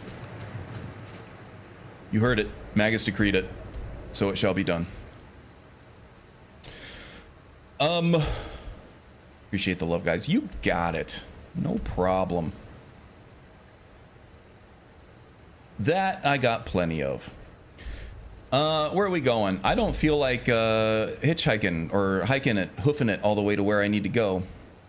Oh, so I'll be doing some fast travel. Maybe I'll just cruise over here to the Falkreath carriage stop. That I think we'll fast travel. We'll fast travel to the carriage stop and then we'll take the carriage to Solitude. I think I have some thief jobs over there. Make some money. Done. There you go. New subscriber, Panicked Monk for Ireshot. I think you'll like it, Joe. And I think Ireshot actually had an edited, produced video on her channel not too long ago. It's usually just streams and stuff, but I saw that she did a video. Where am I going? I need to be up here. I need to wait for that carriage.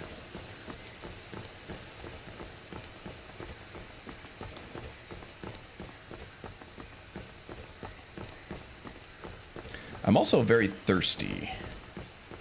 Not in that way, you dirty devils.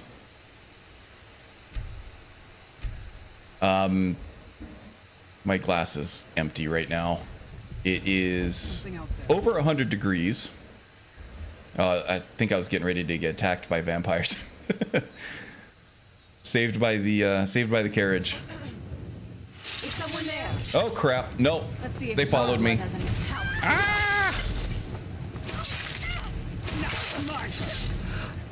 I am the sneak thief. I am the one doing the ambushing. I'm going to enjoy it. Vampire fledgling? That's who you send? Come on. Wow, that is one long reload. Alright, wait for her to stop. Blooded vampire. She seems pretty strong though. So Rana making the most of the situation. Raising some dead.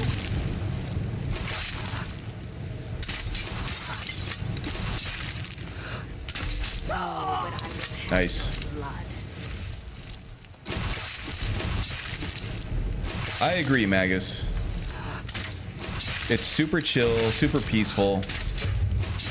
It's always super nice, super friendly. It's kind of a nice way to end the evening.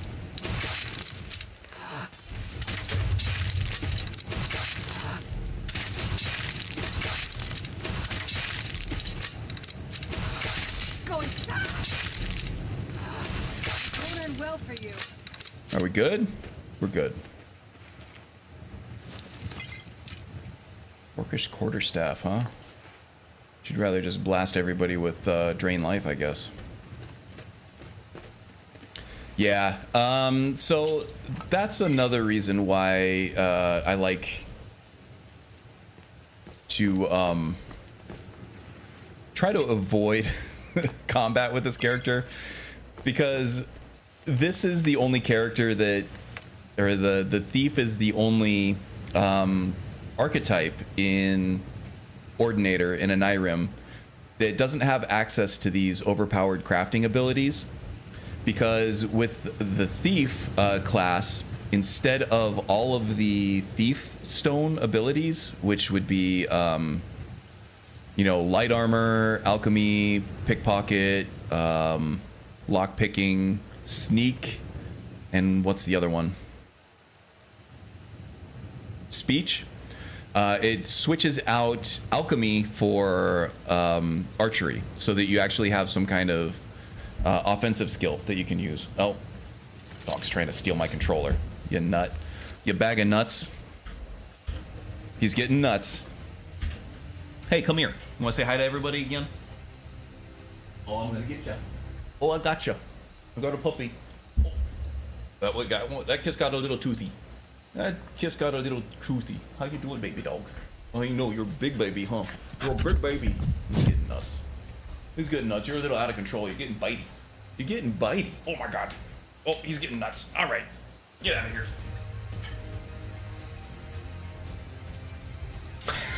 He's getting out of control. All right, I might have to go put him in the crate. Give me a second. I'm gonna get some water. It's hot and humid here today, so that's why I was complaining about my glass being empty. I need to take a break anyway. Give me a sec. I'll be right back.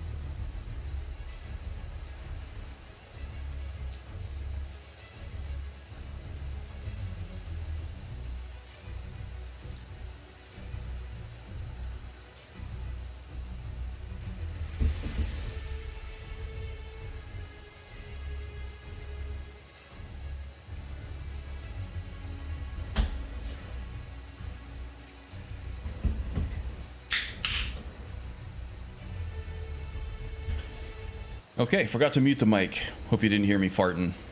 Oh, actually, I hope you did hear me fart, because I'm that kind of guy.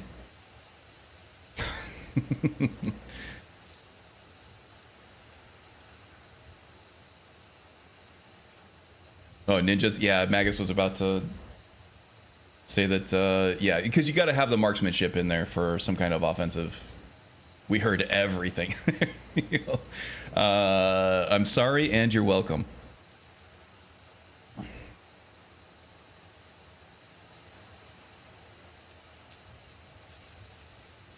Oh, thanks for the like. Yeah, Doggo. He was a lot sweeter in this first cameo of the stream. Turns out, sounds like he went outside to do his business. Came back in very proud of himself, and he had to tell me about it.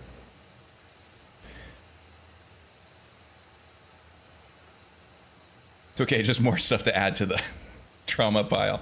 Yeah, good luck sleeping after all that. You're gonna be, you had to hear it all this time, and you're gonna have to hear it all again when you close your eyes at the end of the night. Yeah, no, so he got a little bit of zoomies. I gave him a little bone. Now he's in his crate just chewing away. His mom's gonna be watching him for when he relaxes. He's gonna be let back out. But yeah, he was very sweet and very cuddly earlier in the stream. He was being perfect angel. And then he went crazy. Got a Jekyll and Hyde dog. We've only had him for, I think it'll be 3 weeks on Monday. God, it seems like it's been a lot longer than that. Raising a puppy is a lot of work, guys. So much work. He's only 5 months old, so he's still definitely a puppy and will be for quite some time. He still gets the puppy zoomies. We deal with that witching hour stuff when he gets tired. And you got to keep him tired, because if he's got too much energy, it gets even worse.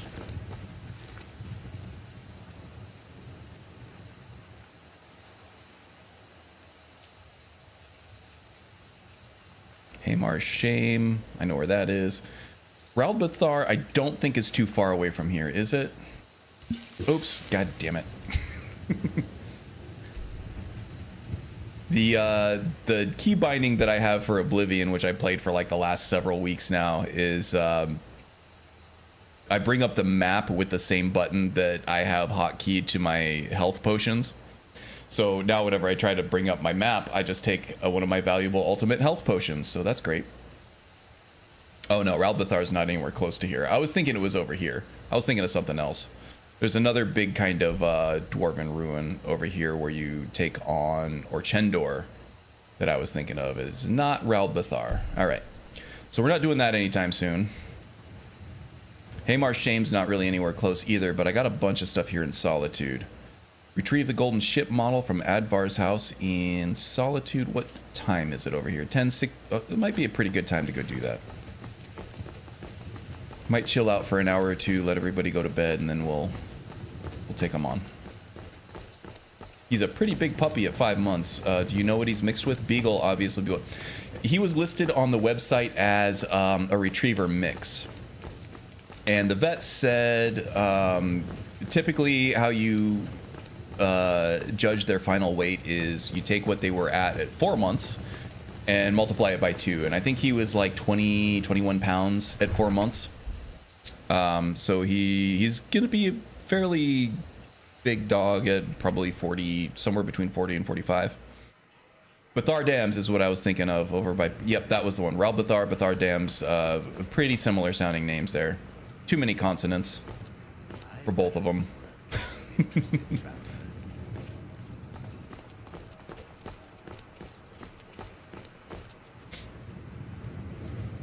Luckily, no smell-o-vision. Well, he left it all out in the backyard, thankfully. Oh, you're talking about the noises I was making. Yes. Yeah, he's a pretty big baby. He doesn't know his own size. He likes to be, you know, cuddled. He likes to play while cuddling, and that gets dangerous.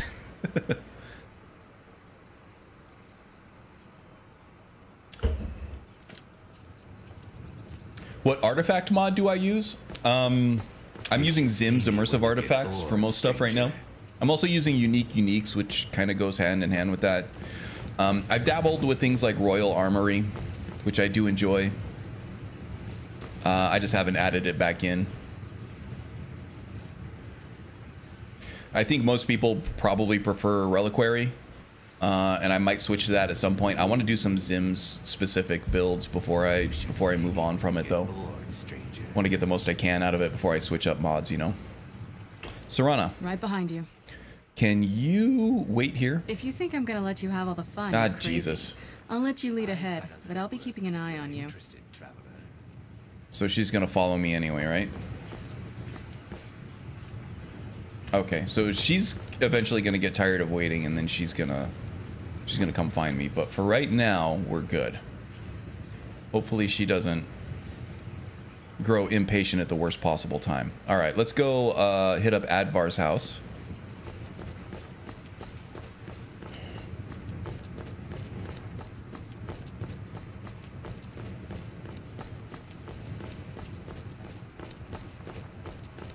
And we're gonna have to find a shady spot here to switch into our Master Thief gear here, which is the Gray Cowl of Nocturnal. Now, if a guard sees me wearing this, he is going to become hostile immediately. Bypass lock. That must be one of the lockpicking perks I have. I've seen this before or something. Because apparently... Oh, yep, there's Serana. Jesus. Alright. Well, as a vampire, I guess she's got some basic amount of sneakiness, but she is nowhere near my level of non-detection. So we're going to have to just be very careful here. In fact, she is a liability at the moment. So let's save our thieving jobs for after we can get rid of Serana. I think that would be the wisest course of action. On legendary difficulty, shit, alright. There we go. Gray Cowl no longer. On legendary difficulty, you kind of got to be deliberate. Depending on your build, it may not be difficult anymore at a certain level, but you still got to be deliberate with the stuff that you're doing, especially if you're playing a thief that isn't really cut out for combat. At least not full out open combat. So you kind of want to stack the deck in your favor whenever you can. We are very tired, thirsty, and hungry, so let's go ahead and just get a room for the night, and we'll head out in the morning. You like Reliquary of Myth? Yeah, it's a popular choice. Welcome to the... Your Beagle is at 40 plus now, but he's overweight.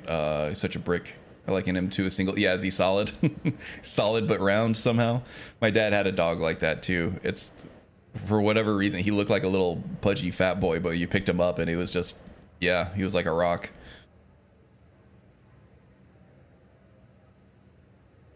When you said 40 plus, I thought you were talking 40 plus years old. I was like, how is that possible?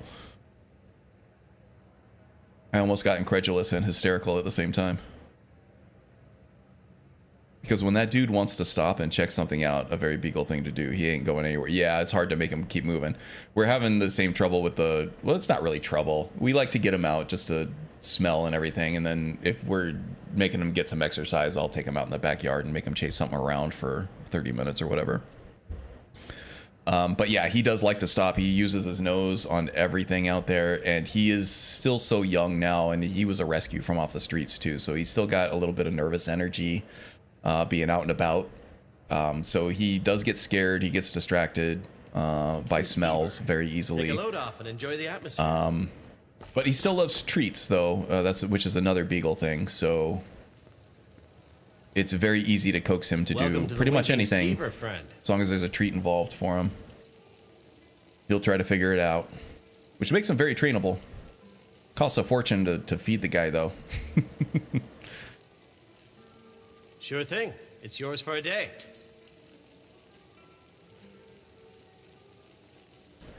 Hey, James is back. Yes? Welcome back, James. I understand. All right, let's Cop a squat. Gonna eat some food. Go with the bass. Some grilled leeks. Take a bottle of skooma. Wash it down with some water. Oh, there goes the magicka. We don't need it anyway. Feeling well sated. Am I hydrated? Let's try this. Moderate fatigue. Yeah, we are tired. Stimulated from skooma. Stamina regeneration increased 300%. Magicka is drained 300 points and no longer regenerates. You're 300% weaker to magic. So, as long as we're fighting physical enemies and not mages, it might be worth it to pop a skooma for the stamina regeneration alone, so we get more slow time. Now, I am stacked with stamina right now. It's my main attribute that I've been using for this build, so stamina's in pretty good shape. I don't think we really need the help, but... And I do have stamina potions on hotkey too, so we probably don't need it. It's probably not worth the debuffs that we're getting to magic resistance and things like that. Well sated. Varied diet. Doesn't look like well hydrated. There we go. Oh, that monster's giving me the hiccups.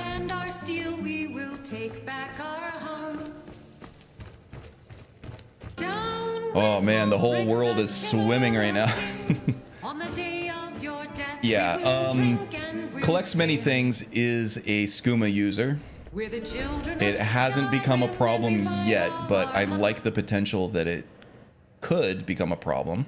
It gives you some story avenues here and there. Some opportunity for some side stories or some drama for a character, you know, if you're doing the role-playing thing. Right now, it's just part of her character. Spend 50,000 gold to purchase a perk point? Yeah, I'll do that. That's how that Dragon Horde works. Okay, let's take a look at these perks here. So Dragon Horde is in the pickpocket tree. It's a level 100 perk. And it allows you to buy perk points for 50,000 gold. And 50,000 gold comes pretty easily in this game if you know how to make money efficiently, especially for a thief. They come pretty quickly, so you're gonna have no shortage of perks. In fact, this might be my first build guide where I use more than 50 perks. You know, other than the Shadow Mage build guide, because that one I just kind of gave you key perks and not every perk to take. And I did level well beyond 50 for that one. I think he was like in the 80s or something like that. Just how many bottles of mead did you have? Maybe quite a few bottles of mead. Let me, a lot of skooma, not a lot of mead. No mead, a lot of skooma. I found a mother load of skooma somewhere. I don't know where. It might have been at the Pit Wolf arena, where they were pitting the wolves against each other. There was a bunch of skooma there. That might be where I picked it up. It's out in the rift. Don't do skooma, kids. No, don't do it. The dude's an anchor. Yes, Beagle are very treat-oriented. We took him to puppy classes, and they encouraged owners to let their puppies stop and sniff everything. Yeah, it's good for them mentally. And it's like a life reward for them, too. Ooh, South of Midnight is on sale. Game looked interesting. South of Midnight and Avowed. Avowed is only 25% off. That game still doesn't look like it's worth $52 to me. I just got a notification on my phone from Steam. So I'll let that go on an even steeper sale, but I do want to play it. That game looks fun with its traversal systems, its parkour system. The gameplay looked a lot of fun too with the dual wielding. You could have like guns and magic, or guns and swords, or magic and swords, or whatever. But to me, Obsidian games aren't worth the $70 that they're charging for it, or even the $50 that is on sale for right now. Because I don't tend to play them as much as a BGS game. And then South of Midnight, $30 maybe, but that's like that seems like a perennial Game Pass game that I'll probably wait for that to go on sale for like 20 or something like that. But that did look interesting, very artfully done. Don't do skooma, or you're gonna get the hammer. You can get the band hammer. So the moon sugar should be heroin and coke. Yeah, kinda. Kinda, yeah. They associate it with mental fatigue. Yeah, our trainer said the same thing. Like, physical activity can tire you out, so can mental work, and sniffing and learning can also wear them out. It's called puppy walks snifferus. Yeah. That's exactly what we do too. We give him like these puzzle boxes and stuff and put treats in them, so he has to figure out how to get the treats out of them. That seems to wear him out mentally too. And we, of course, we do the training. We do the sit and follow and all the different other things. That wears him out mentally too. Oh, we slept off the skooma, which is good. Don't have to let it be so dark in here. We do have a lantern we can use.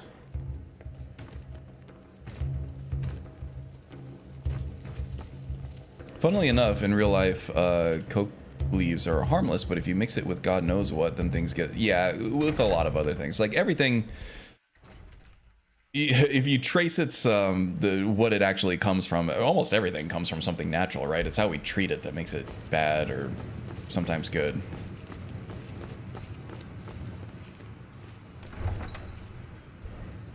Hey, there's nobody. Welcome, welcome. Hope you're doing well, having a good start to your weekend.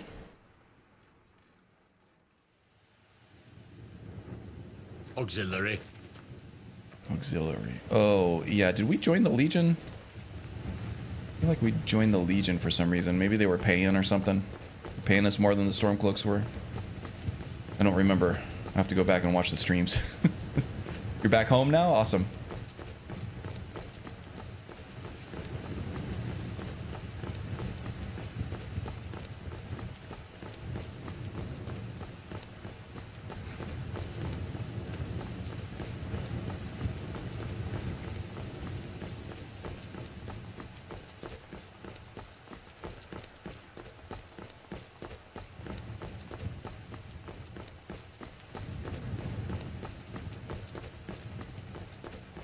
Alright, so now we gotta truck it all the way over to Darkfall Cave. Let's take a... Oh, god damn it. There, I did it again. The button that I used to bring up the map in Oblivion is the one that I have hotkey to my invaluable ultimate healing potions now, so I just used like the third one of the stream that I didn't need to. Here we go. Oh man, we got a little bit of a hike ahead of us here, but that's okay. Cleansing light. Nope. Ancient technology. No, touching the sky. That's what I need. Alright, so speaking of long jaunts here, we have Darkfall Cave, followed by the Forgotten Vale, followed by, you know, the whole dungeon dive into the Old Falmer Sanctuary over there. Yeah, we got a long stretch, but that's alright. The long stretch, but it's one of the last stretches. Once we get Ariel's bow, then we can start taking the fight to Harkon. And then I just got to get the rest of the... What is this? Oh, crap. I'm busted. Yeah, the cell didn't load all the way in. These are LODs.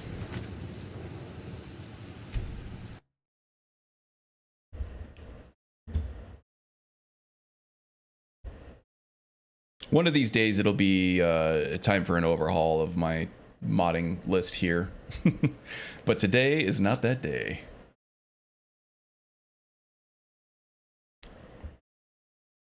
Why not just use the LOD fix? What is the LOD fix? Something tells me there's another link incoming here.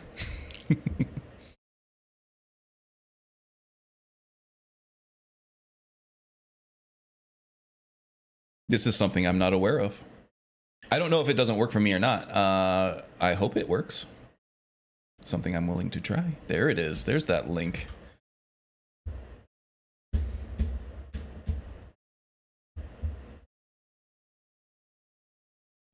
Fixes a bug where LOD objects don't unload if you load an exterior save and fast travel. I'm not sure if that's exactly what happened here, but I can try it.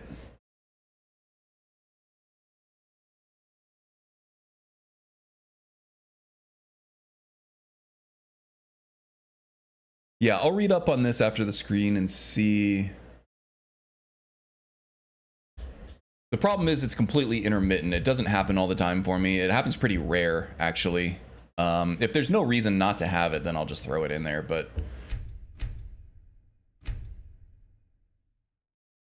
that's gonna make it hard to test. Yeah, every once in a while I'll just I don't think it has anything to do with fast travel. It's usually slow travel if I'm just walking from one cell to another. Sometimes the LODs don't unload, but then other stuff doesn't actually load. So the game goes into a broken state. I can't save, I can't load, can't do anything. I have to restart the game. If you do get a LOD issue, you can go into the MCM for the mod and manually reload the LODs. Okay. Yeah, usually daily is a part of the Lexi's list.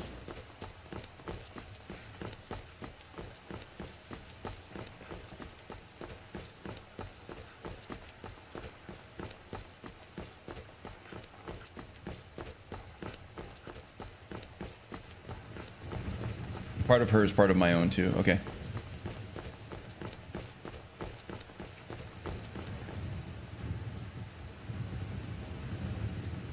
Do a quick save here. I'm gonna do a quick load because I can see those LODs over there now where it crashed. So those should pop away. I'm gonna do a quick load just to make sure we're still in good shape. We are. So that X right there of dark grass should disappear, turn into something. Yeah, we're good now. We're good now.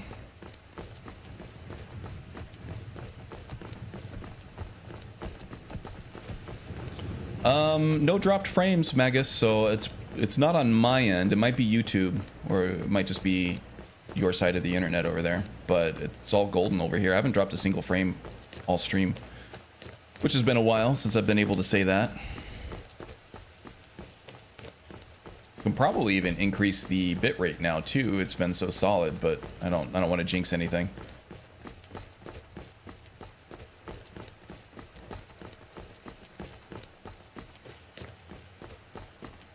You with me, Serana? Yeah, she is.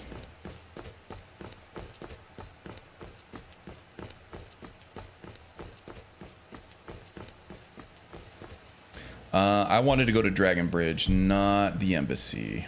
Going the wrong way. I like how Twitch has fucked for a lot of the other day, except for me for once. Yeah, it was working good for you, but it was messed up for everybody else.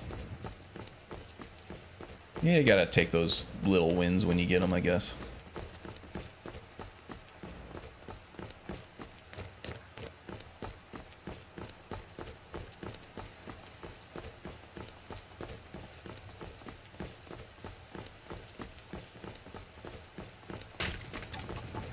West Coasters had issues. Just the East Coasters were okay. Cool.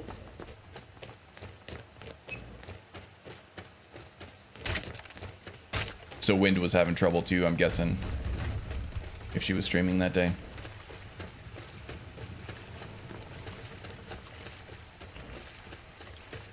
All right, here we go. There is a shallow part. We can just kind of wade through there.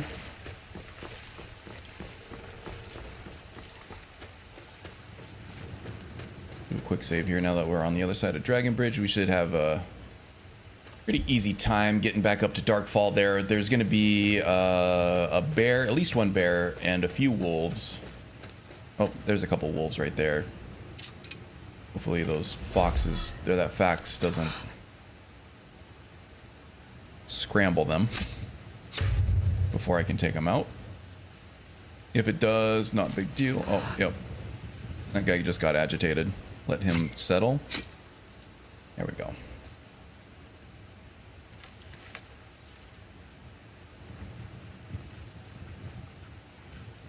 European said, what lag?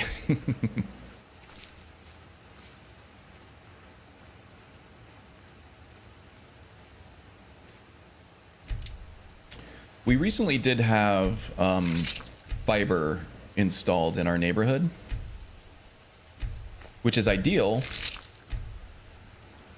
for internet, it's the fastest you can get. You get the most bandwidth, most speed. I like the cable package that I have right now. I'm getting good speed, good channels and everything for a good price, and I don't want to have to nix all that right now without doing some research for the faster internet. I got like all the sports packages and everything except for the Sunday ticket. I don't have that. Wouldn't mind having it.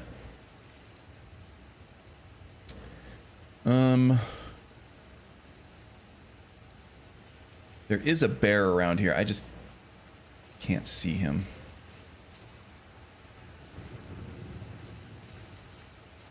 Or at least there's usually a bear that patrols this Stonehenge looking thing. And that's a wolf den over there. I'm more concerned about this bear, if I can find him. It's alright, I can just avoid him if I need to.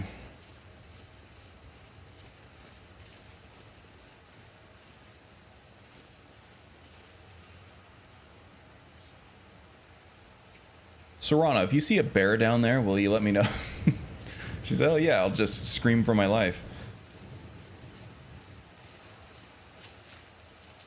Background music is still gone. Okay. The background music was not on though, right? The background music is on when I do a be right back screen and the starting screen.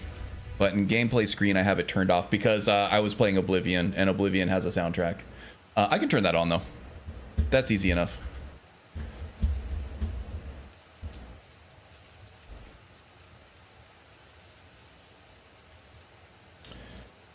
Yeah, I usually have background audio turned off for Skyrim, and then I'll do like custom VLC. There we go.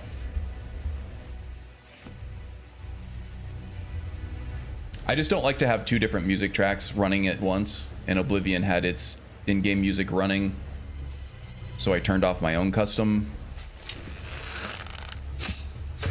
streaming music. But now we're back.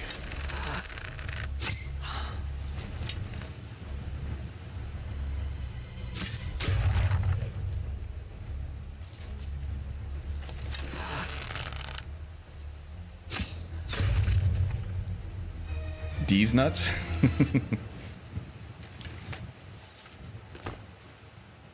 Magus is D's nuts.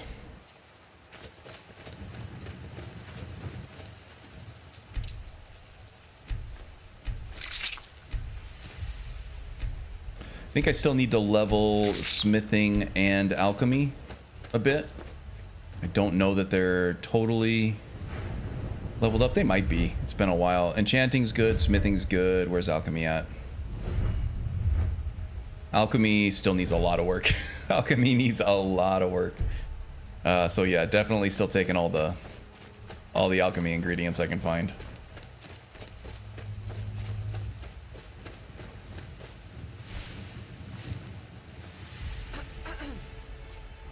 Trying to get my attention, Serana.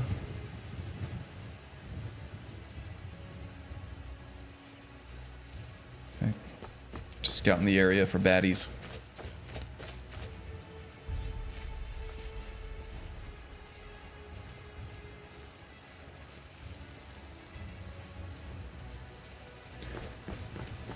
Take some of that Mora Crapinella here.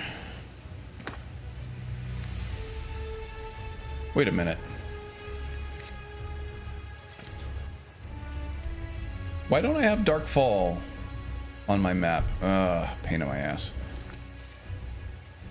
Oh, because I had to reload the save. That's right. Here I am going the wrong way over here. D always has the best nuts. That's true. This is true. That is a fact. And I don't think that anybody can even dispute that, really. Typically, that's an opinion versus fact kind of thing. But in this case, I think it's so ubiquitously known as truth that we can just consider that a fact.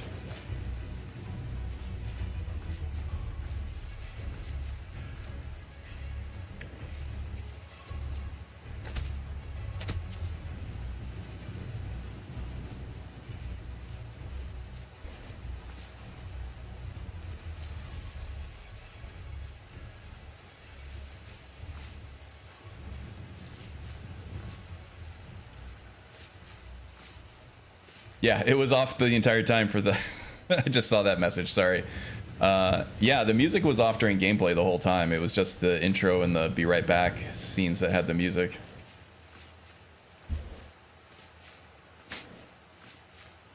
And maybe the puppy cam scenes too had the music. I'm not sure.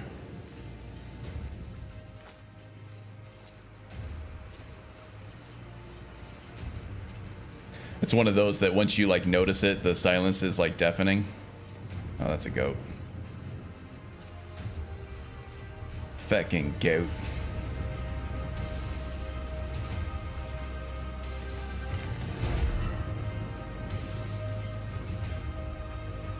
Dragon mound here. Hopefully no dragons around, but that usually indicates that there is indeed one.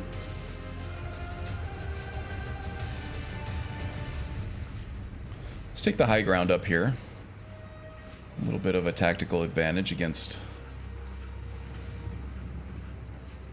any awaiting wildlife, but also it gives us a better vantage point for checking out the terrain here.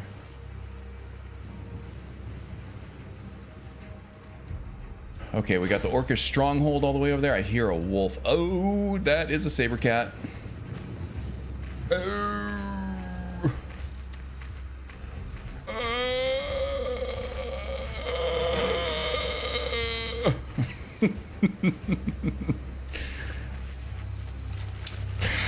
That was a little bit terrifying. Whew. Now I'm sweating again.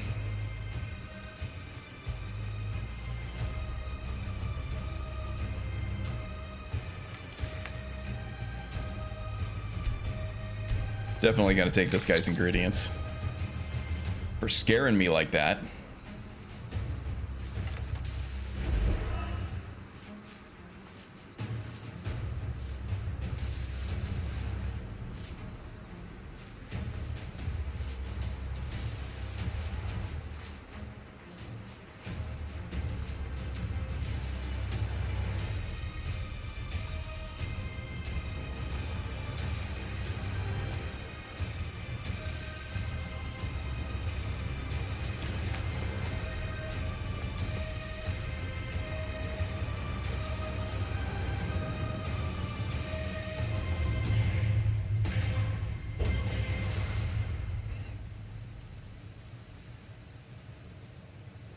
Okay. Now, we have Darkfall Cave here, which is infested with Falmer, spiders, and Chaurus. So instead of using the lantern, I'm going to be using the Amulet of Long Night, Bone Amulet of Long Night, which gives me night vision. That comes from Hunterborn.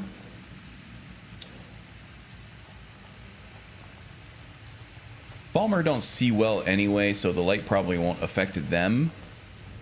But spiders and Chaurus for sure, that'll be a giveaway for them. Now either way, Saran is probably going to trigger detection one way or another. But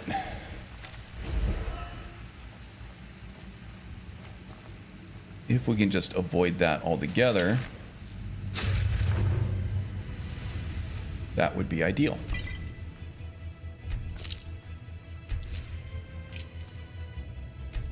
Okay. Definitely taking the spider eggs because those have fortify marksmanship effects on them. Okay, and we're about to go for a ride. May as well take the crafting materials while we're here though.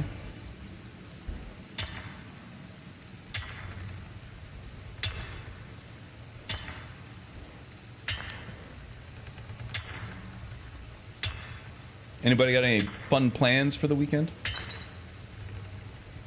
I don't have any. My dog has me completely worn out, so I'm looking forward to getting some rest, catch up on some sleep, and catch up on some yard work.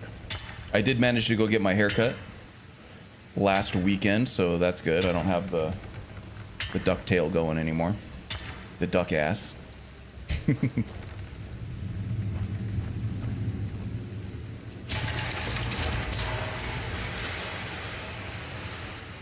But I also didn't give myself enough time today to comb my hair out, so sorry.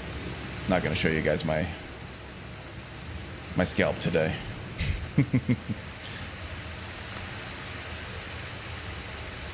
Ah, crap. Serana, help. Smoke screen. I need smoke screen.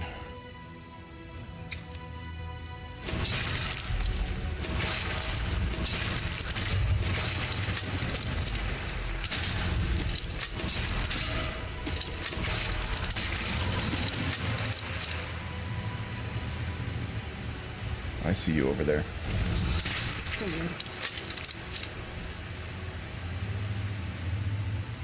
Some more gameplay diversity for you there.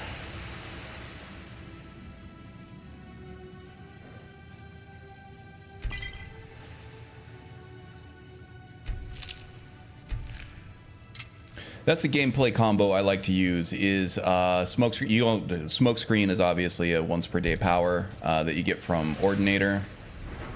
That is in the sneak tree. Infiltrator right behind you, and then you get smoke screen right here. Once per day creates a 35-foot cloud for 180 seconds that blinds those in the cloud, preventing them from seeing sneaking targets. Sneak attacks against them deal 50% more damage. You can couple that with the crossbow rapid fire mechanic that you can use with the dodge, with your dodge mod, if you have one. I know we have some dodge detractors out there.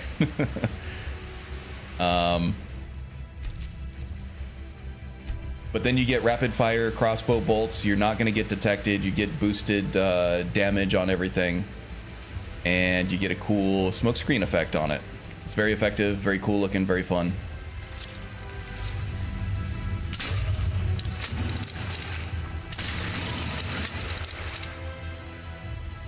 Now we're out of the smoke screen though. I hear another spider. That might be Serana raising these things. Or it could be an actual spider. Ah! Who's there? You never saw that? You're a vampire, Serana. You ought to have night vision.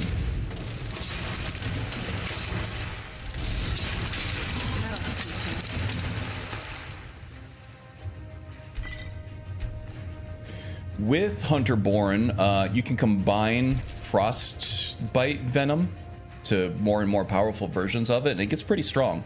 So I'm collecting as much of that as possible, so that I can get some strong frostbite potions in the future here. And you don't need alchemy for that. That can be done at a cooking station. So if you're playing a strict like non-alchemy character, you can access that through just a cooking pot. Doesn't count as alchemy.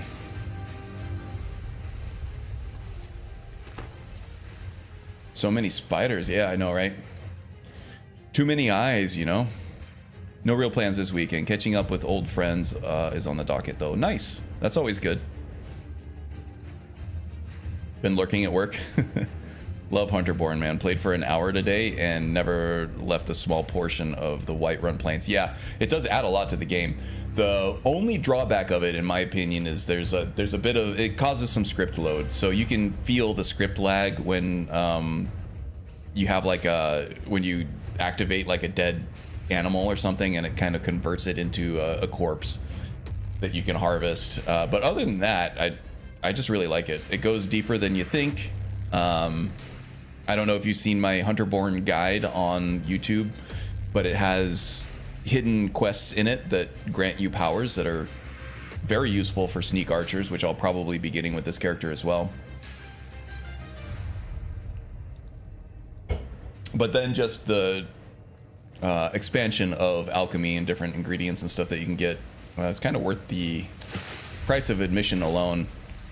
In fact, it's so good that I think most people use it as just an alchemy mod. And if that's all you're getting out of it, then yeah, it does. It still works on that level too. But there is so much more to it.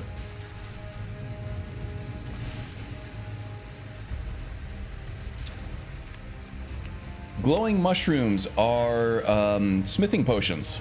They have a fortify smithing effect to them, so those are always worth picking up. Maybe even planting at your hearthfire home. Get some boosted smithing so you can temper up your weapons and armor even higher.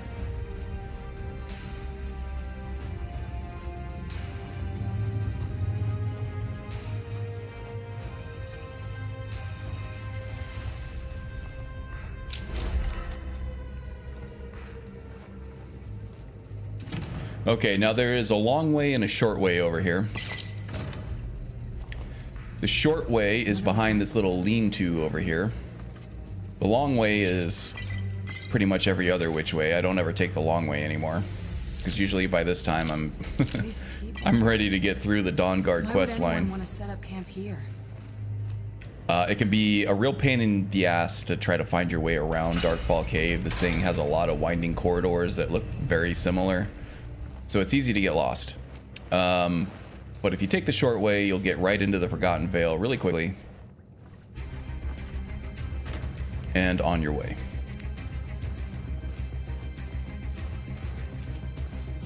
And here we go. This puts you like right next to the Shrine of Zora. Nothing to fear here. Otherwise, you got to fight your way through all these trolls and everything. It can be a pain. I am Knight Paladin Gelabor. Welcome to the great chantry of Oriel. This cave is a temple to Ariel. Oriel, Oriel, Alkosh, Akatosh, so many different names for the sovereign of the Snow Elves. Snow Elf, so you're a Falmer. I prefer Snow Elf. The name Falmer usually holds a negative meaning to most travelers. Those twisted creatures you call these days Falmer, for sure. I call the Betrayed. Alrighty then. I imagine you know why we're here then. Of course, you're here for Oriel's bow. Why else would you be here? I can help you get it. Fair point. But first, I must have your assistance. Or for free at the AE Tundra Homestead. Yeah, I gotta figure out the grass situation around my Tundra Homestead. There's the Tundra Homestead, and then there's that other plantation out in the plains that I don't have in my game because the grass situation. I might just need to rerun the grass cache, but otherwise I need to figure out how to get in there. And what grass are you using? I don't even remember, dude. It's been so long since I've even had to change it or look at it. Give me a second. I'll go look. Let me get through this dialogue here. What type of assistance do you need? Do I have a choice? How did you know? For the thousands of years I've served as the Chantry's Sentinel, there hasn't been a single visitor here for any other reason.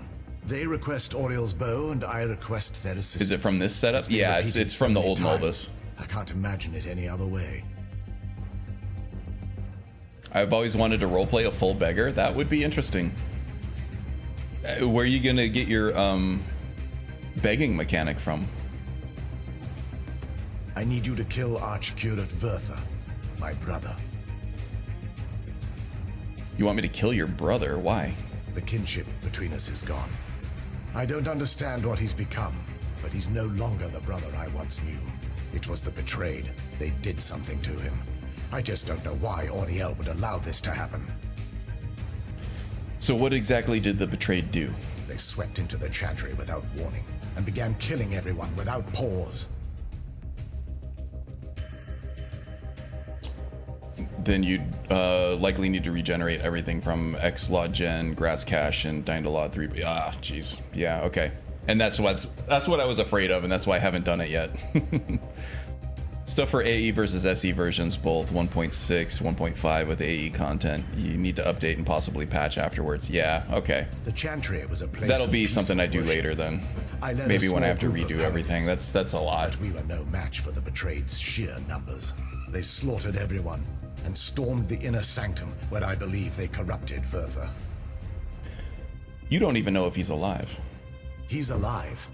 I've seen him, but something. But like player homes are something He that never I looks as though he's in don't pain personally put a lot of value nonetheless. on in my Just game. I know a lot of stands people are there like and obsessed with watches, them. as though waiting. I have a few that I rotate to and from, and I have most of them from the AE version as well. I just don't have those outside facing ones. So then I didn't have to mess with Dindalod that way, and of course didn't have to deal with the grass caching either. Leaving the way shrines unguarded would be It does violating affect my the meta sacred though. The duties as AE my one, the paladin Tundra of Rio, Homestead, and an assault on the betrayed big guardian plantation in a that you get out in the plains of sanctum would Whiterun. only end with my death. There are, you know, some gameplay progressions that you can make use of those to build a certain character in the fastest way. But again, I'm not as interested in that as I am just the end product, really. Yes, let me show you. Kind of dumb to add 1 million of them to your game when they aren't used. Yeah, I mean, I have a general. This is a general, you know, mod list for me. I play a lot of different characters on this one mod list, on this one loadout. So for me, it does make a little more sense to have a bunch of different player homes that might or may not fit the character that you're playing, because who knows what character I'm going to be playing. For meditation and for transport. But yeah, for somebody who built a mod, like how you do it, you know, with when you redo your mod list for a character, sometimes from the ground up. Yeah, you pretty much just pick a player home that you're going to use and stick with that one. In the basin at the way shrine center, and proceed to the next way shrine. So these initiates had to lug around a heavy pitcher of water. Because they just enjoy them. How long Yeah, did they have to do that? there's a lot of Once the conflicting. initiate's You enlightenment don't need was them all, for complete, sure. He'd bring the ewer to the chantry's inner sanctum, pouring the contents of the Well, ewer you have to have into that the main sacred home, and then basin you of have to have the sanctum, vacation home, and allow then you have to him have the enter coastal for an vacation home, audience and then you have to with have large the Cleric hideout, himself. and All that then just to end a up hideout in dumping it each out? in Makes no each sense hold, to me. and then you have to have a home in It's each symbolic. city, I don't expect and then you you have to have understand. the So, let's get marshlands this straight. home away You from need to do home, all that nonsense to and then get you have into to have the one in the temple reach so for you the can kill your views. brother and play Mario's bow. I know how it Gotta all have one sounds. on Lake Honrick. But if there was another way, I'd have done it long ago. The only way to get to my brother is by following in the initiate's footsteps. Usually for and people who traveling do from like way heavy, shrine to heavy way role shrine, playing and stuff, just as they it did. The it first means a led little the more to end that. of I'm more Darkfall on the Passage, character build a side of cavern things, and that represents the absence of player enlightenment. homes typically don't weigh in on that. There is some stuff in the AE, like There are 5 Mirror in Watch total, spread has far some apart across the mechanics in it, and chantry. there was what was the other one that has like the Staff of Worms and stuff, and then like the Bone Helm. Those can add some Caves? things in Oh, it no. too. The chantry encompasses far more than a few caves, as you'll soon discover. But before I Gallows send Hall you is the on one. your Yeah, way, thank you. That's you'll the one I need was the thinking of. initiate's ewer. Like Gopher owned all the homes, but Lenny was also made for it. Yeah, absolutely.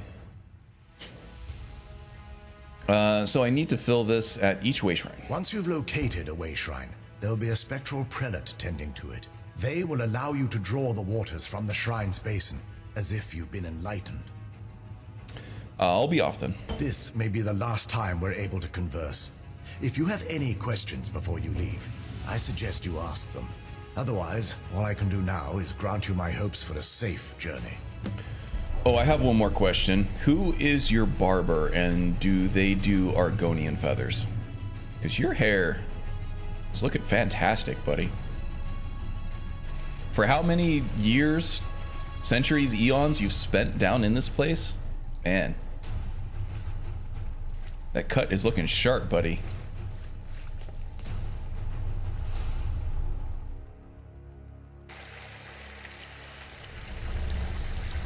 Who is your barber, and what does he do?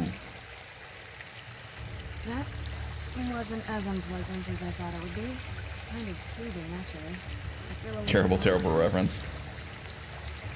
No, I mean, that movie was bad, but it was fun to watch, right? Glad you picked it. Actually shocked that was the right one. I was instantly reminded of Kindergarten Cop. Yeah, a terrible movie, but it was fun to watch. Some movies are so bad they're good. And I would say that most of Arnold Schwarzenegger's movies fit that bill. Some of them are legitimately good. Not all of them.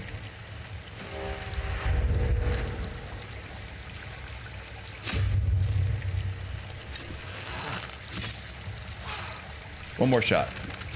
There it is. Arnold. See who is around next time? Are you leaving us, James? If so, enjoy your weekend, okay?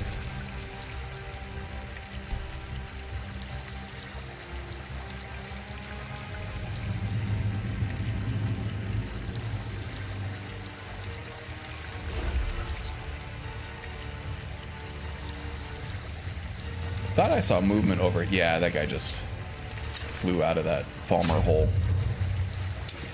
Skulkers can be tough. Oh yeah, so I was talking earlier that, yeah, I avoid combat not just because that's what thieves do. Ooh, that, nice. I can go do the Hermaeus Mora thing too. But also because, yeah, we don't have access to any of the broken crafting stuff because thieves need that bow, and that alchemy was switched out for that. So yeah, if a thief were able to take advantage of alchemy, then we can have some broken combat stuff. But because we don't have access to any of the broken crafting stuff, we're a little underpowered compared to both, well, compared to the warrior for sure, but especially compared to the mage, which is just a walking OP bomb.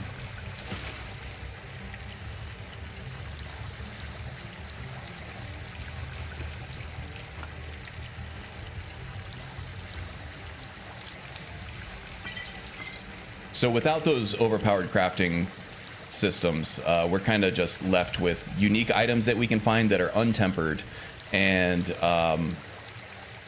slightly kind of moderately tempered regular items that we self-enchant with less effective enchantments because we don't have any perks in the enchanting tree. But we can make it work through gameplay mechanics, right? We still can make potions, they're not very strong because we don't have any perks in them, but they do help. And then the modded uniques that we have, like the Nightingale bow, is pretty good here. With Zim's immersive artifacts, we have absorb 25 health and stamina, and sneak attacks are 50% stronger. So we get a stronger sneak shot from the Nightingale bow. Crossbows are super powerful already. And if you can one-shot your enemy with one of these high-powered crossbows here, like the Dragonbone smithed up to flawless does 141 damage as opposed to an untempered Nightingale bow, which does 74. Then this can be very effective in sneak archery, but crossbows aren't silent, so that will trigger detection. If you hit someone and don't kill them, or if you hit someone and they have a buddy around them, they will detect you if you're too close. Bow of Shadows also is not silent, but I am running a mod that does make it silent and also fixes the invisibility status so that we can use it with Party Starter. But again, this is only 74. It shoots really quickly. But yeah, that's kind of what we're running up against is a pretty hard cap on our damage output that is hard to make up for in other ways. So we have to be sneaky, we have to be smart, and we have to avoid combat where we can. That being said, there are tricks that I use for open combat. That smokescreen ability was one of them. The rapid fire crossbow bolts help a lot. Having a follower helps. Just to distract, just to get the attention, get the aggro off of you and onto something else. Oops. I saw it. Master Thief at work here.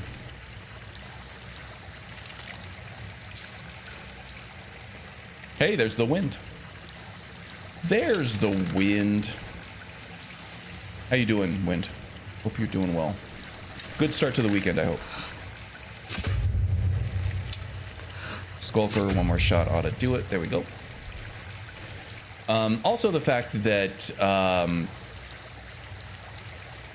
sneak archery is just a really strong mechanic in this game. If you don't get them the first time with one shot, chances are you can remain undetected if you're sneaky enough. And just hit them again with another sneak attack, and that's a very viable, legit, and powerful tactic to use.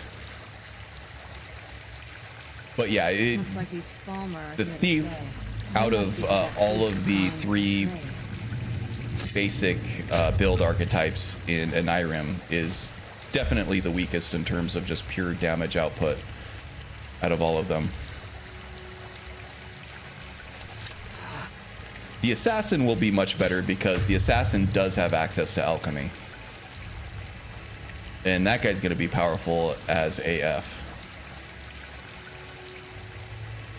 Because he gets all the benefits of sneak archery, backstab with melee, but then he also has alchemy to boost everything up, including crafting, to the next level.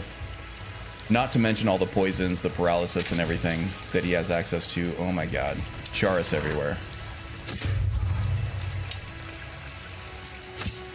Oh my god, how did that miss? There you go.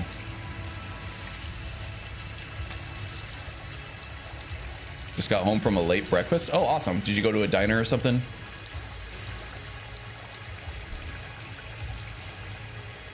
Man, breakfast is good any time of day, though. I love breakfast food. I eat breakfast for dinner and lunch all the time. Just get yourself something cheesy with some eggs and bacon, some kind of carb, some kind of bread or tortilla or something. You're set. You can't mess that up. It's so good.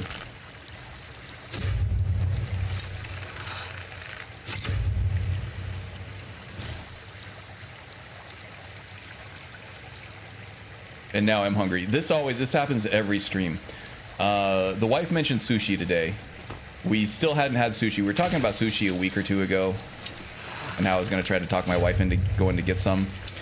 Our puppy just wasn't at the state where he was ready to be left alone yet, but the crate training is going so well that we've been able to leave him for a couple hours here and there, and he's been handling it really well. So we might go do a date night, go get some sushi or something tonight, which I am looking forward to. Sushi, yes indeed. Yeah, it's the time of the stream where we just start talking about food and make everybody hungry.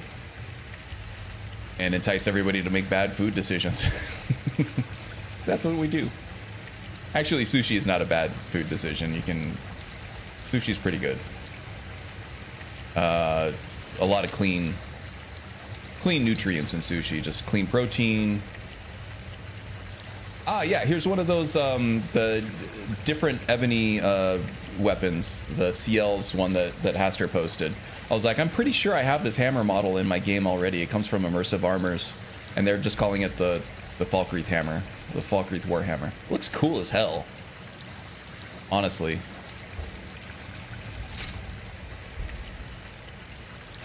I don't know why they changed immersive weapons up so much. I think there was some technical reasons they had to swap out some of the models. But yeah, they really attacked that ebony mod with a lot of the models for some reason. Almost bedtime for this one. Enjoy your food. Okay, thanks, Tom. Have a good rest of your weekend, okay? Get some rest. Thanks for joining. Always good seeing you. He just fell over.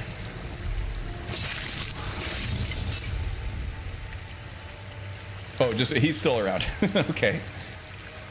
Too late to eat. See, that's my problem. I'm a big fan of the late night bowl of cereal.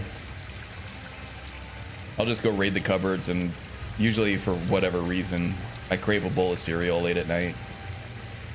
And I'll put like a vanilla protein shake in there or something, so it's just not a bunch of empty calories.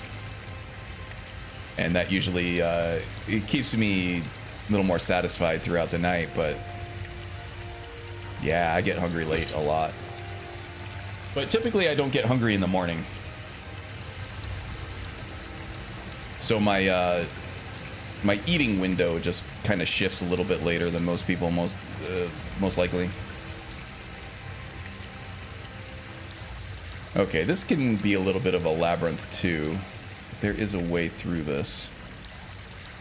Let's see if I can remember. I just recently went and did this with the mage character too, with the pyromancy showcase that I did several weeks back now. I need to recharge the bow here. I was like, that should have been a one-hit kill, but it was not. Okay.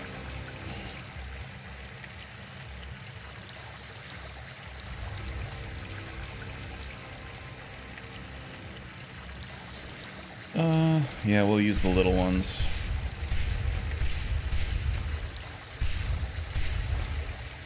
Less useful for actual enchanting.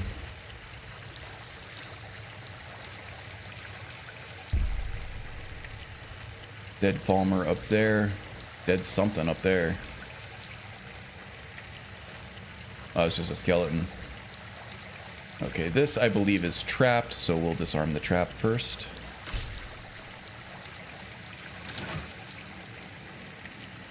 All of that looks good. I also like to take the opportunity here to gather up as much Gleam Blossom, and there's that other one that has the gaseous discharge. I'm such a child. I can't even say that phrase without laughing. Don't remember what it's called, but I'm sure it'll come back to me when I actually see it. I like to get the Dawn Guard only stuff while I'm there doing the thing, because it's really hard to make it back to this area once you're through it and out of it.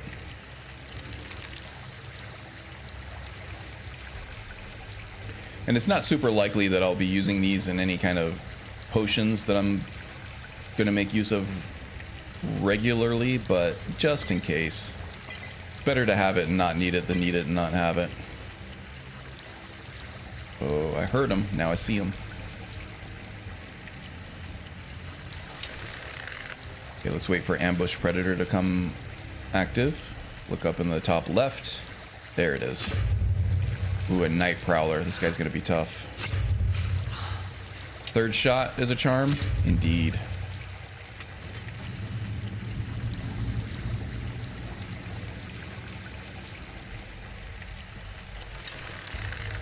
Now we'll have to reestablish Ambush Predator here, but I need a line of sight on this last Falmer.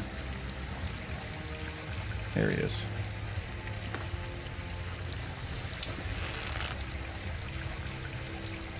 I think it's a 5-second wait time. Could be mistaken. Yeah, so Ambush Predator. This is another thing that I'm using to bolster up my damage output a little bit, just because you have to do it with perks if you can't do it with crafting, right? So Ambush Predator, standing still for 6 seconds, not 5 seconds, with a bow or crossbow out, does 25% more damage until you move. So just another 25%, another quarter of your total damage on top of your total damage is nothing to sneeze at.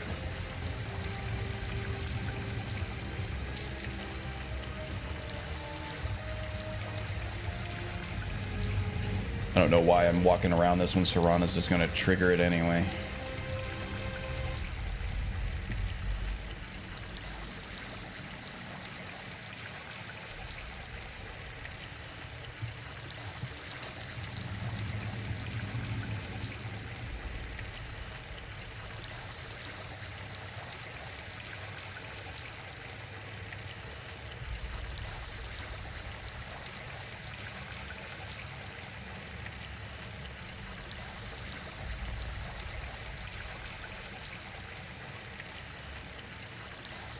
Alright, let's see if we can leave those Charis alone. Probably not going to be able to just bypass the Falmer over here, but I feel like we don't have to antagonize the Charis any more than necessary. Warmonger! Yeah, he's going to be tough. Wait, I can get enough shots off on him before he gets to me. Oh, he's healing. Okay. Yeah, the Charis have partially detected us. That's okay. Oh, this is the good stuff. Valuable enough that I can sell that off. Still doing good on encumbrance.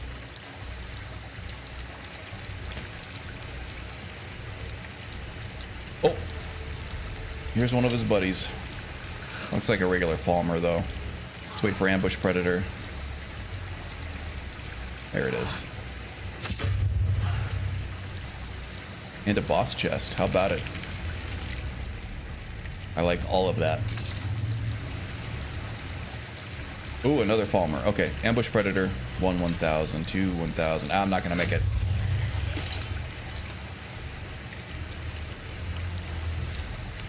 Just the Falmer over there. And not the Falmer, the Charis.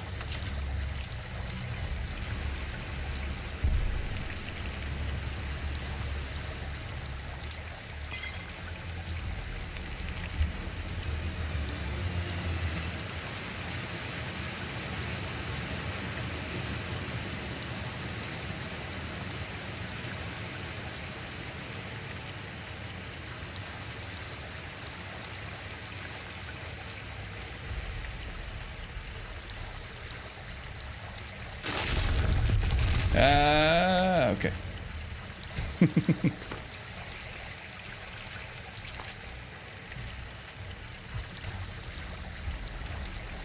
You okay, Serana? NPCs hate those rolling boulders for sure. It's like kryptonite for any NPC, regardless of level or strength. Walk through, you know, a pile of loose boulders, they're gonna die every time. I haven't saved in a while. I'm gonna go ahead and do a quick save here. Close one indeed.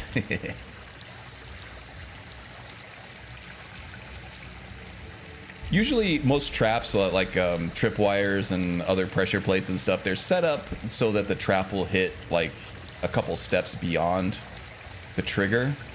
So if you stay in one place and then you hit the trigger intentionally, the trap will usually hit in front of you. It's a good rule of thumb, but I wouldn't stake your life on it in a permadeath run or something like that.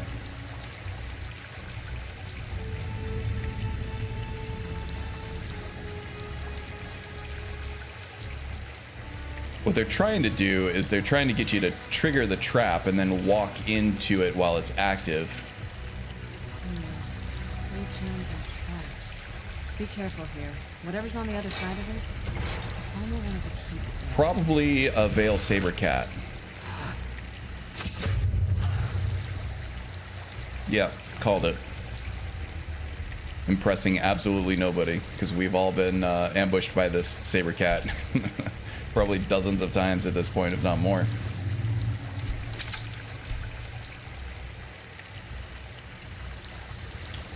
Okay.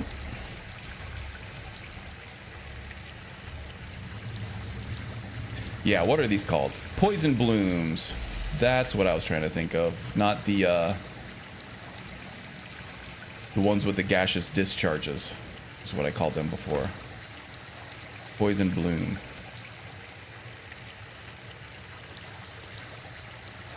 The worst trap in the game has to be that orc fort in Falkreath, where you literally can't miss the traps unless you're... Yeah, I shouldn't walk into any of them in that last room, May runes. Oh yeah, the tripwires. Yeah, they're like literally everywhere.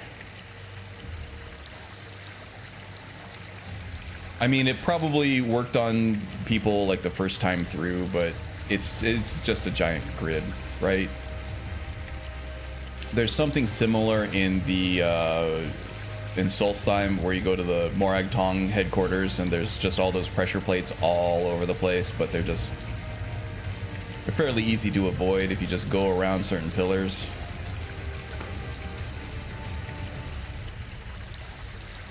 Magus dominating chat. Yeah, there's a lot of blue Magus down the chat log, that's for sure. Okay, there's gonna be another cat around here somewhere. We just gotta keep an eye out for that.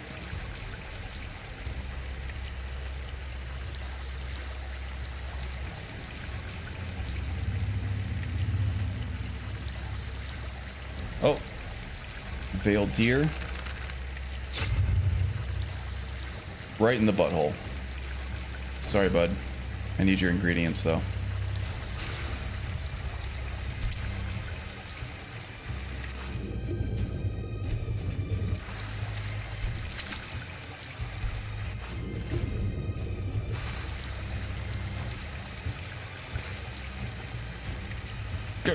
Get up there. Get up. There we go. Just gotta know how to talk to it.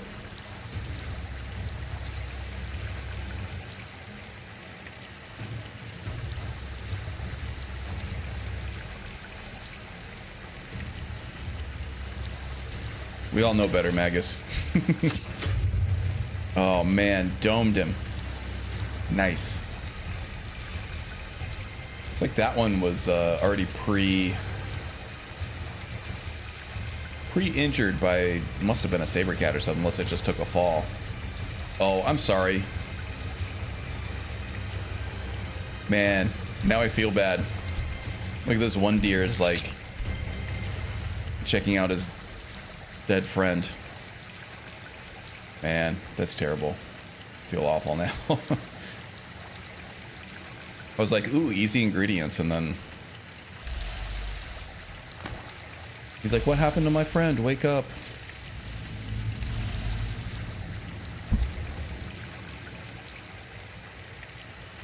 Anyone who knows you knows you're a colossal prick.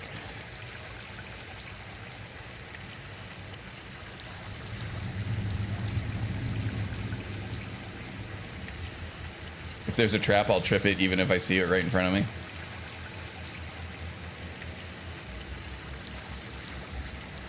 I mean, yeah, I've watched you run into a space station right in front of you because you were you were interacting with chat.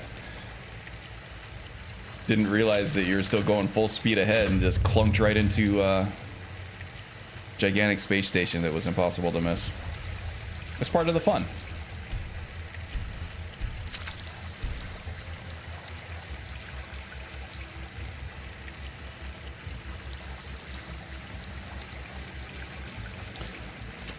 Colossal prick is two things, or is it just one really big thing?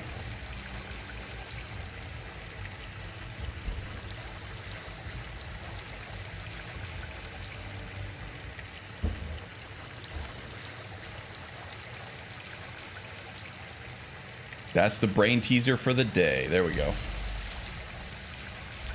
It's all part of Magus's ploy, just to get everybody to think about his junk. Totally something Magus would do, now that I think about it. I think that's another way shrine over there. Here we go.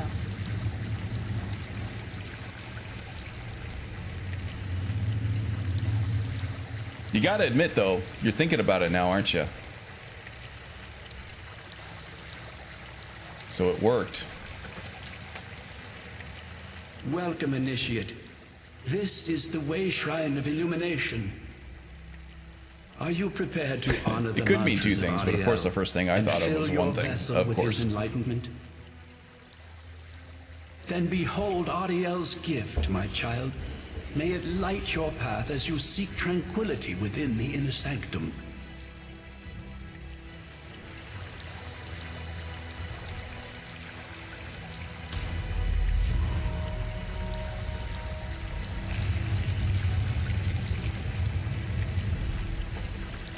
Oh, more Gleam Blossom. Has anyone seen the alt-rock band in Skyrim called the Gleam Blossoms?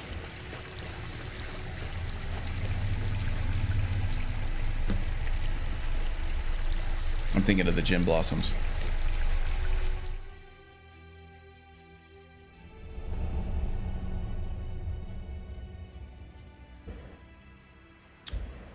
Can't say I have.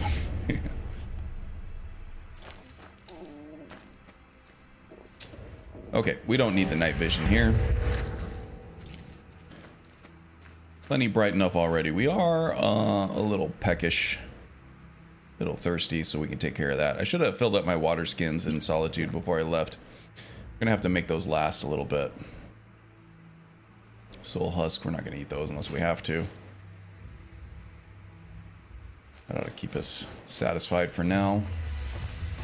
This might be kind of a long stay out here in the Forgotten Vale. We'll make it as quick as possible.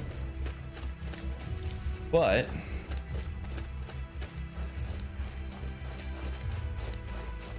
that doesn't always work out the way you planned in this place.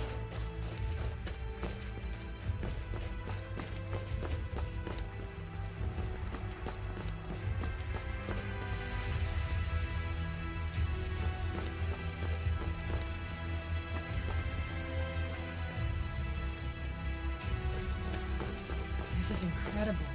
It's like a whole other world. Come on. The bow has to be in this valley somewhere. There is a lot of loot. Yeah, but I think for this character that I'm just trying to finish the build on, there's not a ton here for a thief, I don't think. Correct me if I'm wrong, but we have the Shield of Ariel, which is not something the thief is going to use. We have like the Shellbug helmet. There's all the Paragon stuff. There's some spells. Especially if you're running the Arcanum mod. There are a lot of spells that you can get in this place, but we're not using those. And then Ariel's bow, of course, but you get that just by, you know, going through it. It's like a whole other world. Space. Yes, indeed it is. Technically true, Serana. Thank you. Yeah, so there is a lot of loot to be had here. But I don't think any of it is useful for this build, so I'll probably just get through this as quickly as possible.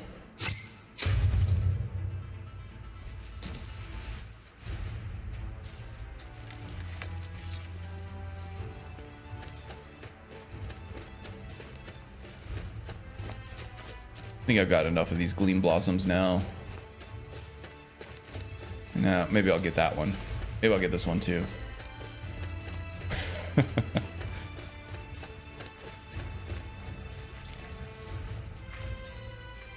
Oh crap, there was another one. I was like, I hear footsteps. Oh, and Kine wants me to take care of this guy too, huh? Oh, crap, this is gonna hurt.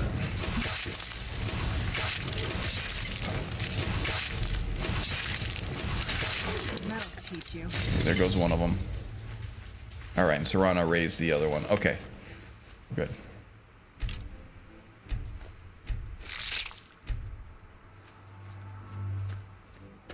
Okay, that's just a deer.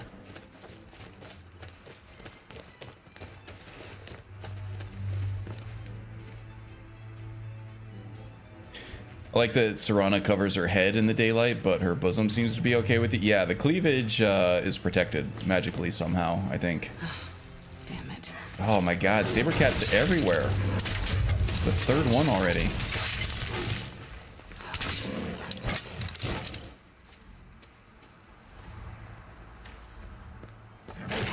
That'll teach you. Magic vamp boobage, it's a real thing? Okay. According to lore. Is there more? Why are you all agitated? What are you agitated about? The Saber Cat is unbothered. Okay.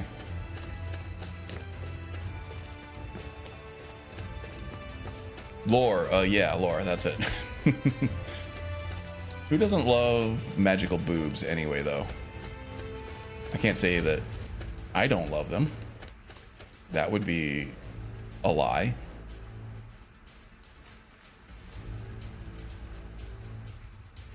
Because, like, unmagical boobs are still pretty awesome. But then magic just makes everything better.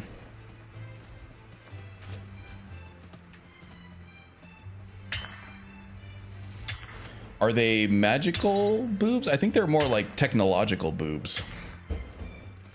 Technology doesn't always make things better. It can be hit or miss, but magic, Let's get indoors.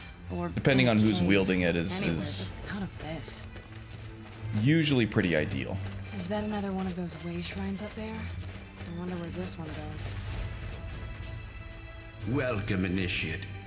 This is the Way Shrine of Sight. Are you prepared to honor the mantras of Ariel and fill your vessel with his enlightenment? The wind is not a fan of implants. I can't say that I am either, Then honestly. behold Ariel's gift, my child. May it speed your journey to the inner sanctum.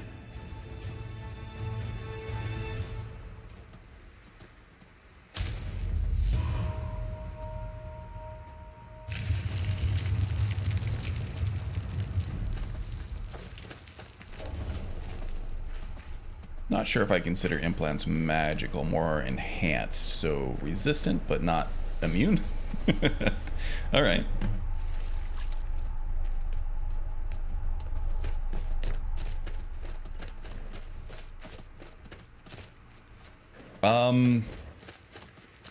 They can be fun. but they definitely don't feel real.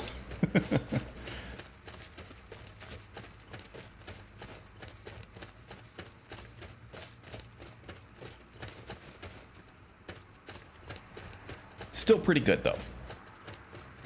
Poor substitute, but still pretty good.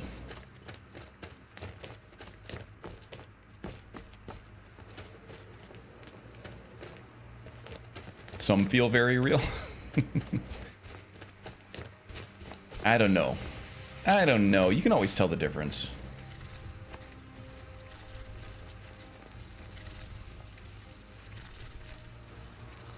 Might be like a frame rate perception thing, you know. Some people are just cursed to be able to see every frame between 30 and 60 and all the way up.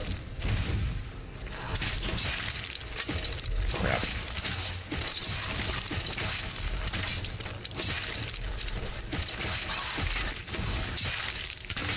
Oh. Crap. Help me out here, Serana. Powerful ancient vampire over here. Pure blood.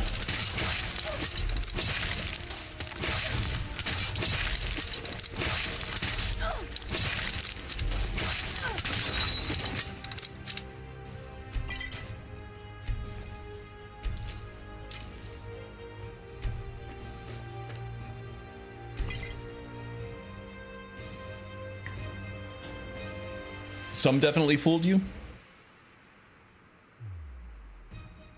I mean, I might have been easily fooled if I wasn't told beforehand.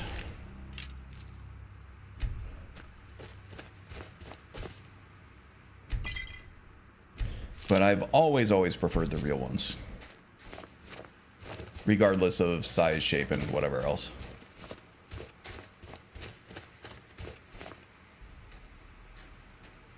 Yeah, there you go, Joe.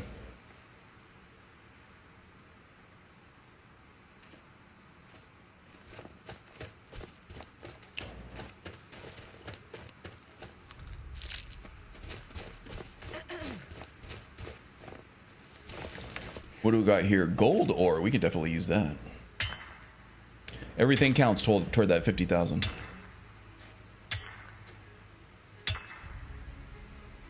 Oh, well, it definitely took more than one conversation for that to be said.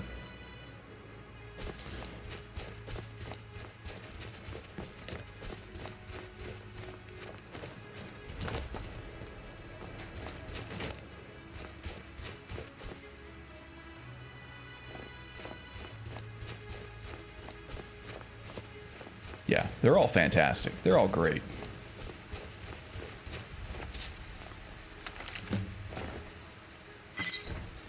I feel like no woman should be ashamed of what they're dealing with, right? Men like them all. We're just happy to be there.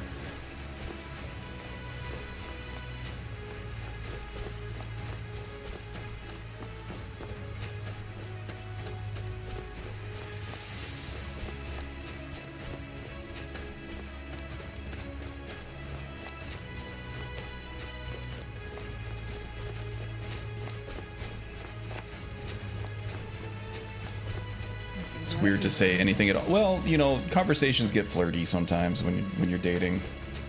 You've reached the way shrine of learning, Initiate.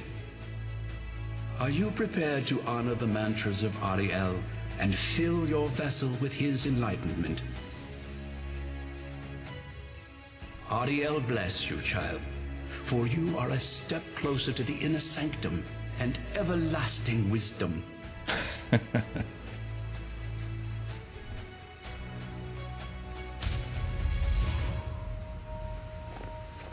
Outside of the context and everything, it can sound weird, but in the moment, it didn't seem weird to me. Your body with strength.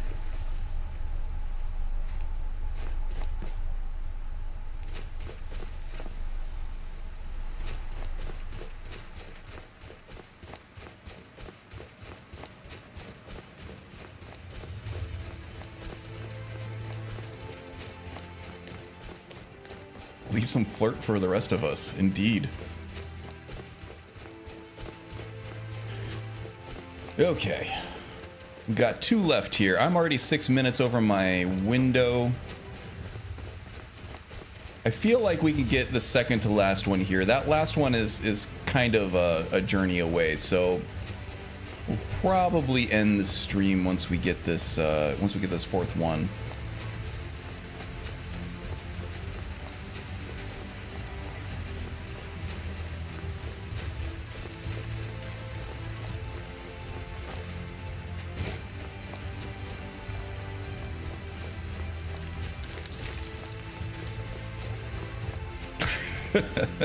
Nice, Joe.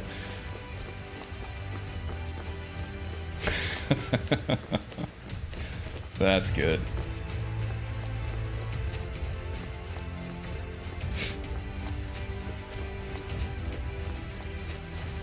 They're real.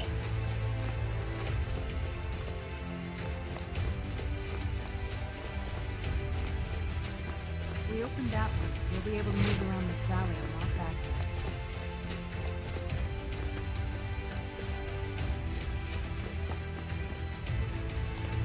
Ooh, okay, double dragon fight here too. Oh, yeah.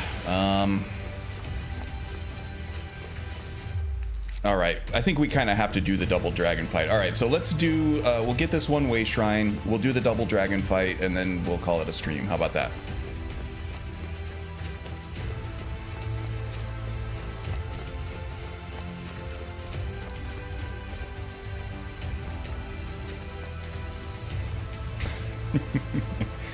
Wow, it's getting real horny in chat now. It went from degenerate to hungry to horny. You've arrived at the way shrine Pretty of much the resolution. whole gamut of the human condition. Are you prepared to honor the mantras of Ariel and fill your vessel with his enlightenment? Sounds about right. Yeah, that tracks go forth, for one of child. these streams for sure. May the enrichment of Ariel strengthen your resolve as you undertake your journey to the inner sanctum. Do it. Do the thing.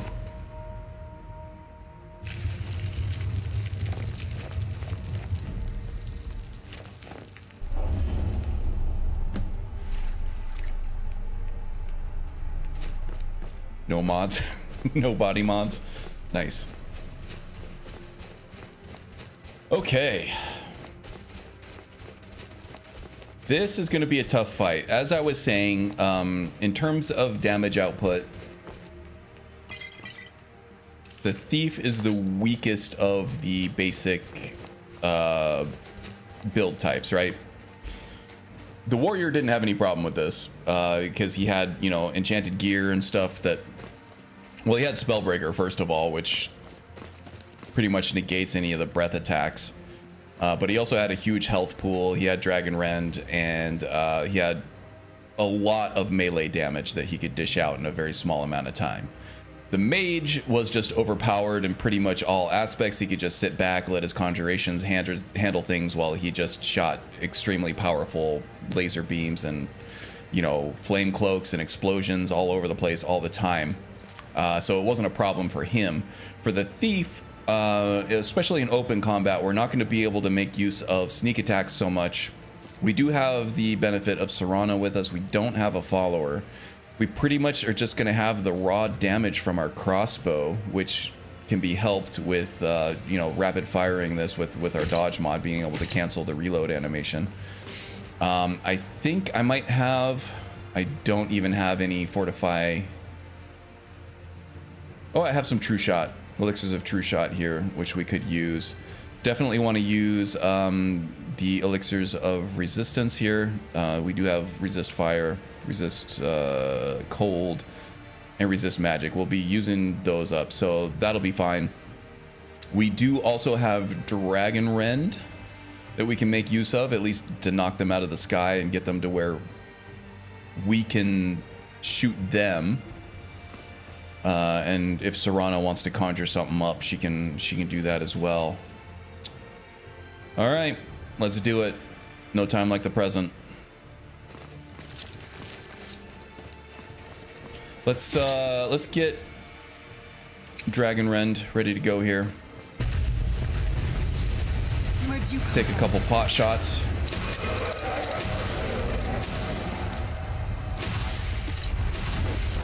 It helps to slow him down there with the ice. Good job, Serana. Keep that up.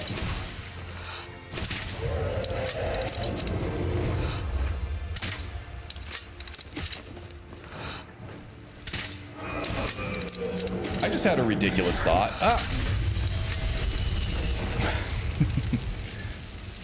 So I was thinking, are there any female dragons, right? Or are they just purely etherical, like androgynous asexual beings? Which is possible, right?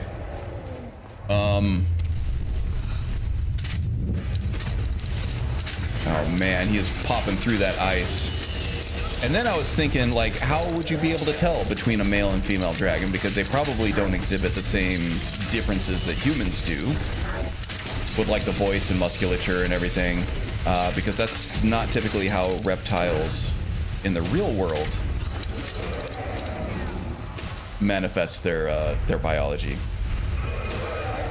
And then I was thinking of the crocodile hunter from South Park, and like the only way to tell would be to stick a finger in his butthole.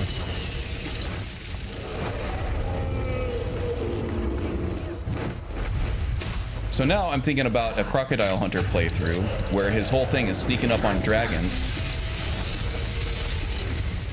to anally accost them. And I feel like that might be a pretty fun playthrough. Sneaky unarmed monk build. Oh my gosh. I was pushing the health potion button, the one that I keep accidentally hitting this whole time, and it just didn't work. It didn't trigger for whatever reason.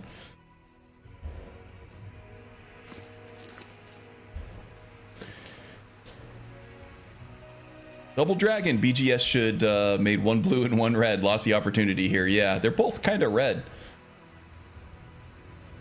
Billy and Jimmy. All dragons are considered male in ES lore? Yeah, it kind of makes sense. They probably don't reproduce like regular corporeal beings do.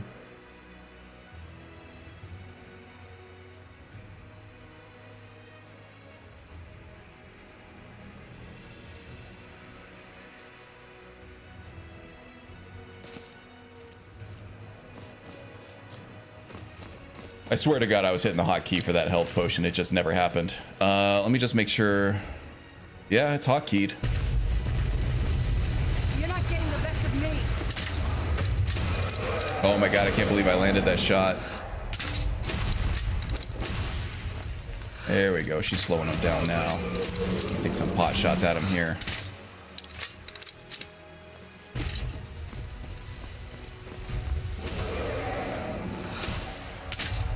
Yeah, that one totally missed. This is such an epic scene. BGS really outdid themselves here. I want something like this in the next Starfield expansion. So that last run in Starfield, that last run where you're fighting all the different Starborn, that was pretty epic. I really enjoyed that. But they don't have anything in that game that kind of equals the awe factor of this or Liberty Prime from Fallout 4.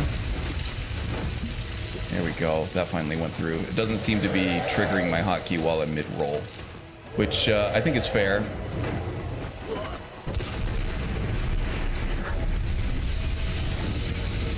I also did not take my resistance potions.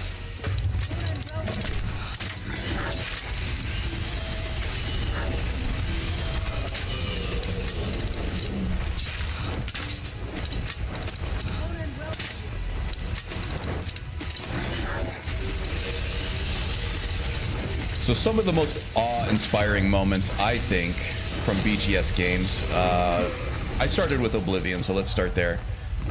Holy crap.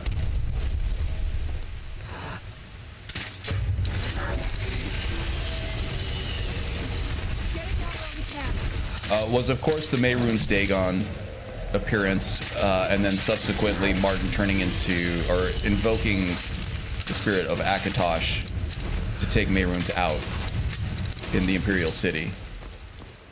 That's up there. That's way up there. Fallout 3, I'm trying to think of a holy shit moment in that game, and I'm having trouble. It was a fantastic game. It's probably my favorite Fallout game, just because of the different little stories that it told.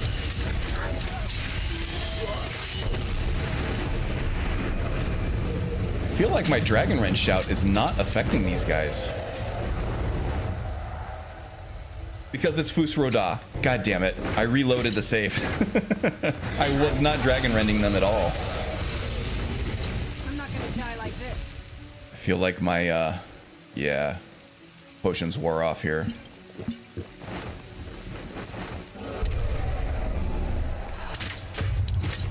On your feet, Serana.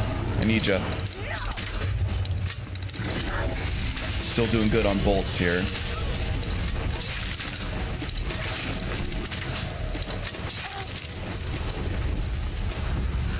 Do not have my shouts recharged yet, so I can't Dragon Rend anything yet. Still remember how to fight. Who are you coming after?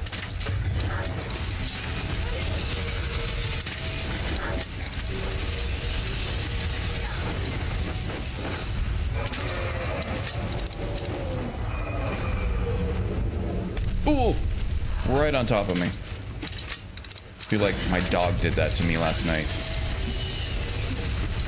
Ah! Ah! God, there's no ice anywhere. Okay. Let's find some room. Here we go. Alright, our shouts are recharged now. Where's the other one? Where are they? Here's one. Let's ground this guy.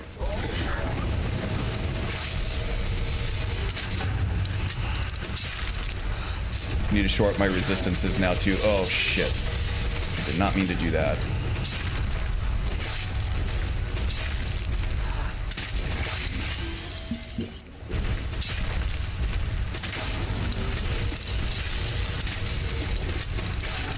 Dragon Rend recovers a lot quicker with its cooldown than Fus Roda does.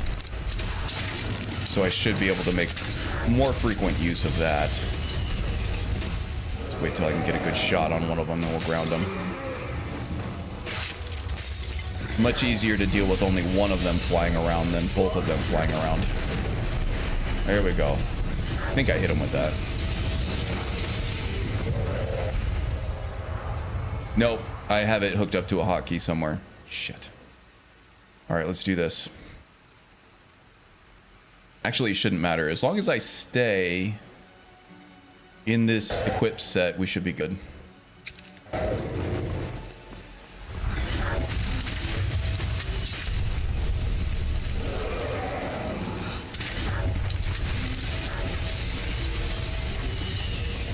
Health potion, please. Thank you.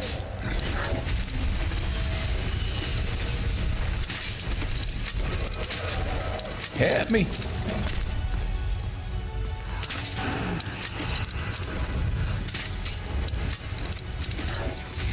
Bolt's still pretty good, I think. Still good on ammo. Ah!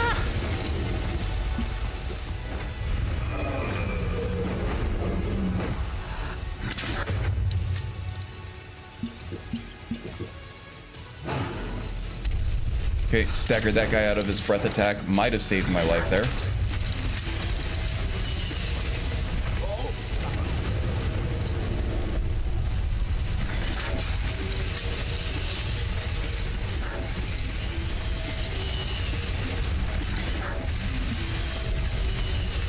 Criminy. Oh my god, rapid fire breath attacks. Are you kidding me here? Oh, this is awful.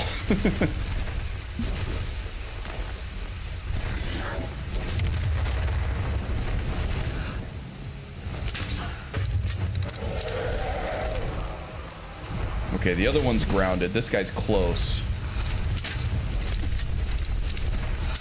Where is Serana? I'm hung up on something that I can't see here.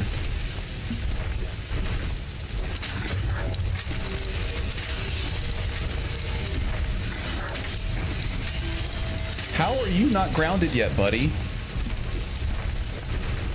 All right, we got to find some space here.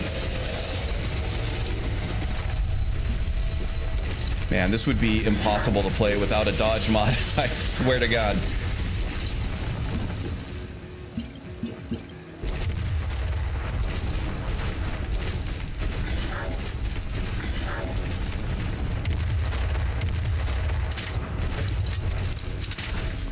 Serana, where did you go?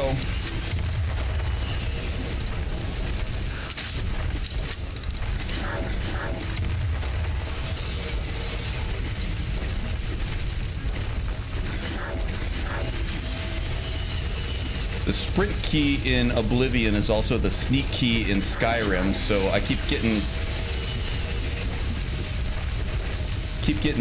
crouch instead of a sprint.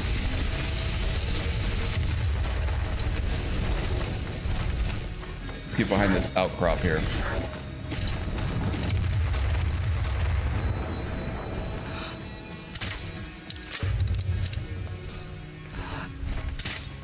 At least they're both grounded now.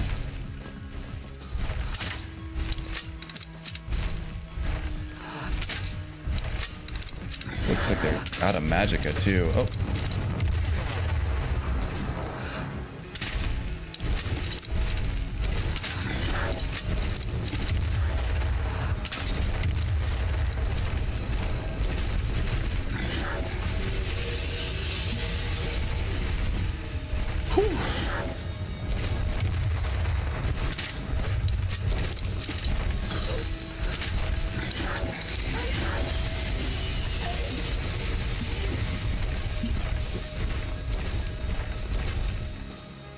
Good God.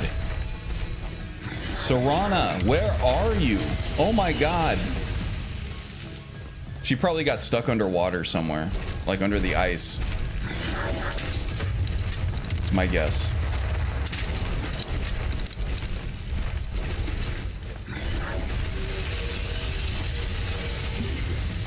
I'm gonna run out of potions here soon too.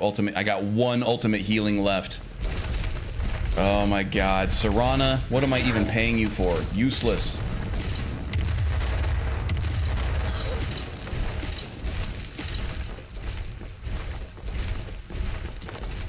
God, hung up on every single piece of terrain here. It's amazing.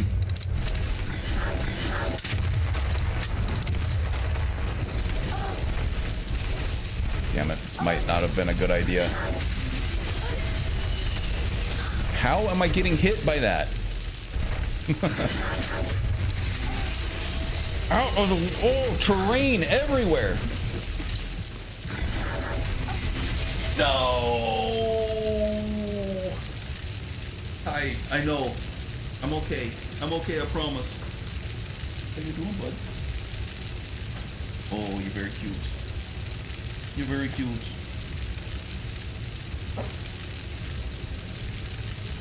Sweet dog, he came to check on me.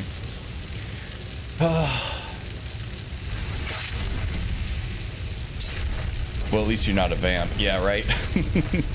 Man, I got him close. I don't know where Serana was. I heard her casting some kind of ice spike or something there just a second ago.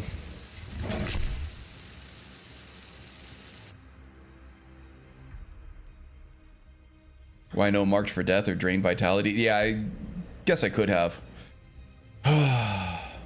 Yeah, I'm not keeping this. Oh my God. All right, we're well past my window here. I'm gonna have to work on this on my own. We got close. I just couldn't find enough cover. Serana was missing in action. That could have made all the difference. Yeah, maybe using marked for death or whatever could have been helpful too. I don't use shouts a lot for this build. But that's definitely something I can look into. Holy crap, guys, that was tough. Oh geez, I'm just hitting all the buttons here for no reason. And no, that's not gonna work for me. Stop breathing. Why are you breathing so fast? There we go. I didn't want to stop it with a cloud in front of her face.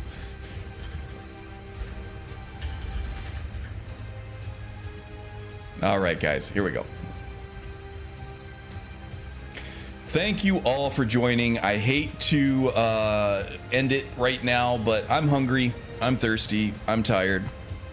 You have to do this fight on stream. Oh man, I wish I could. I got shit I gotta do. Thanks for joining though. Thanks for hanging out. That was a lot of fun.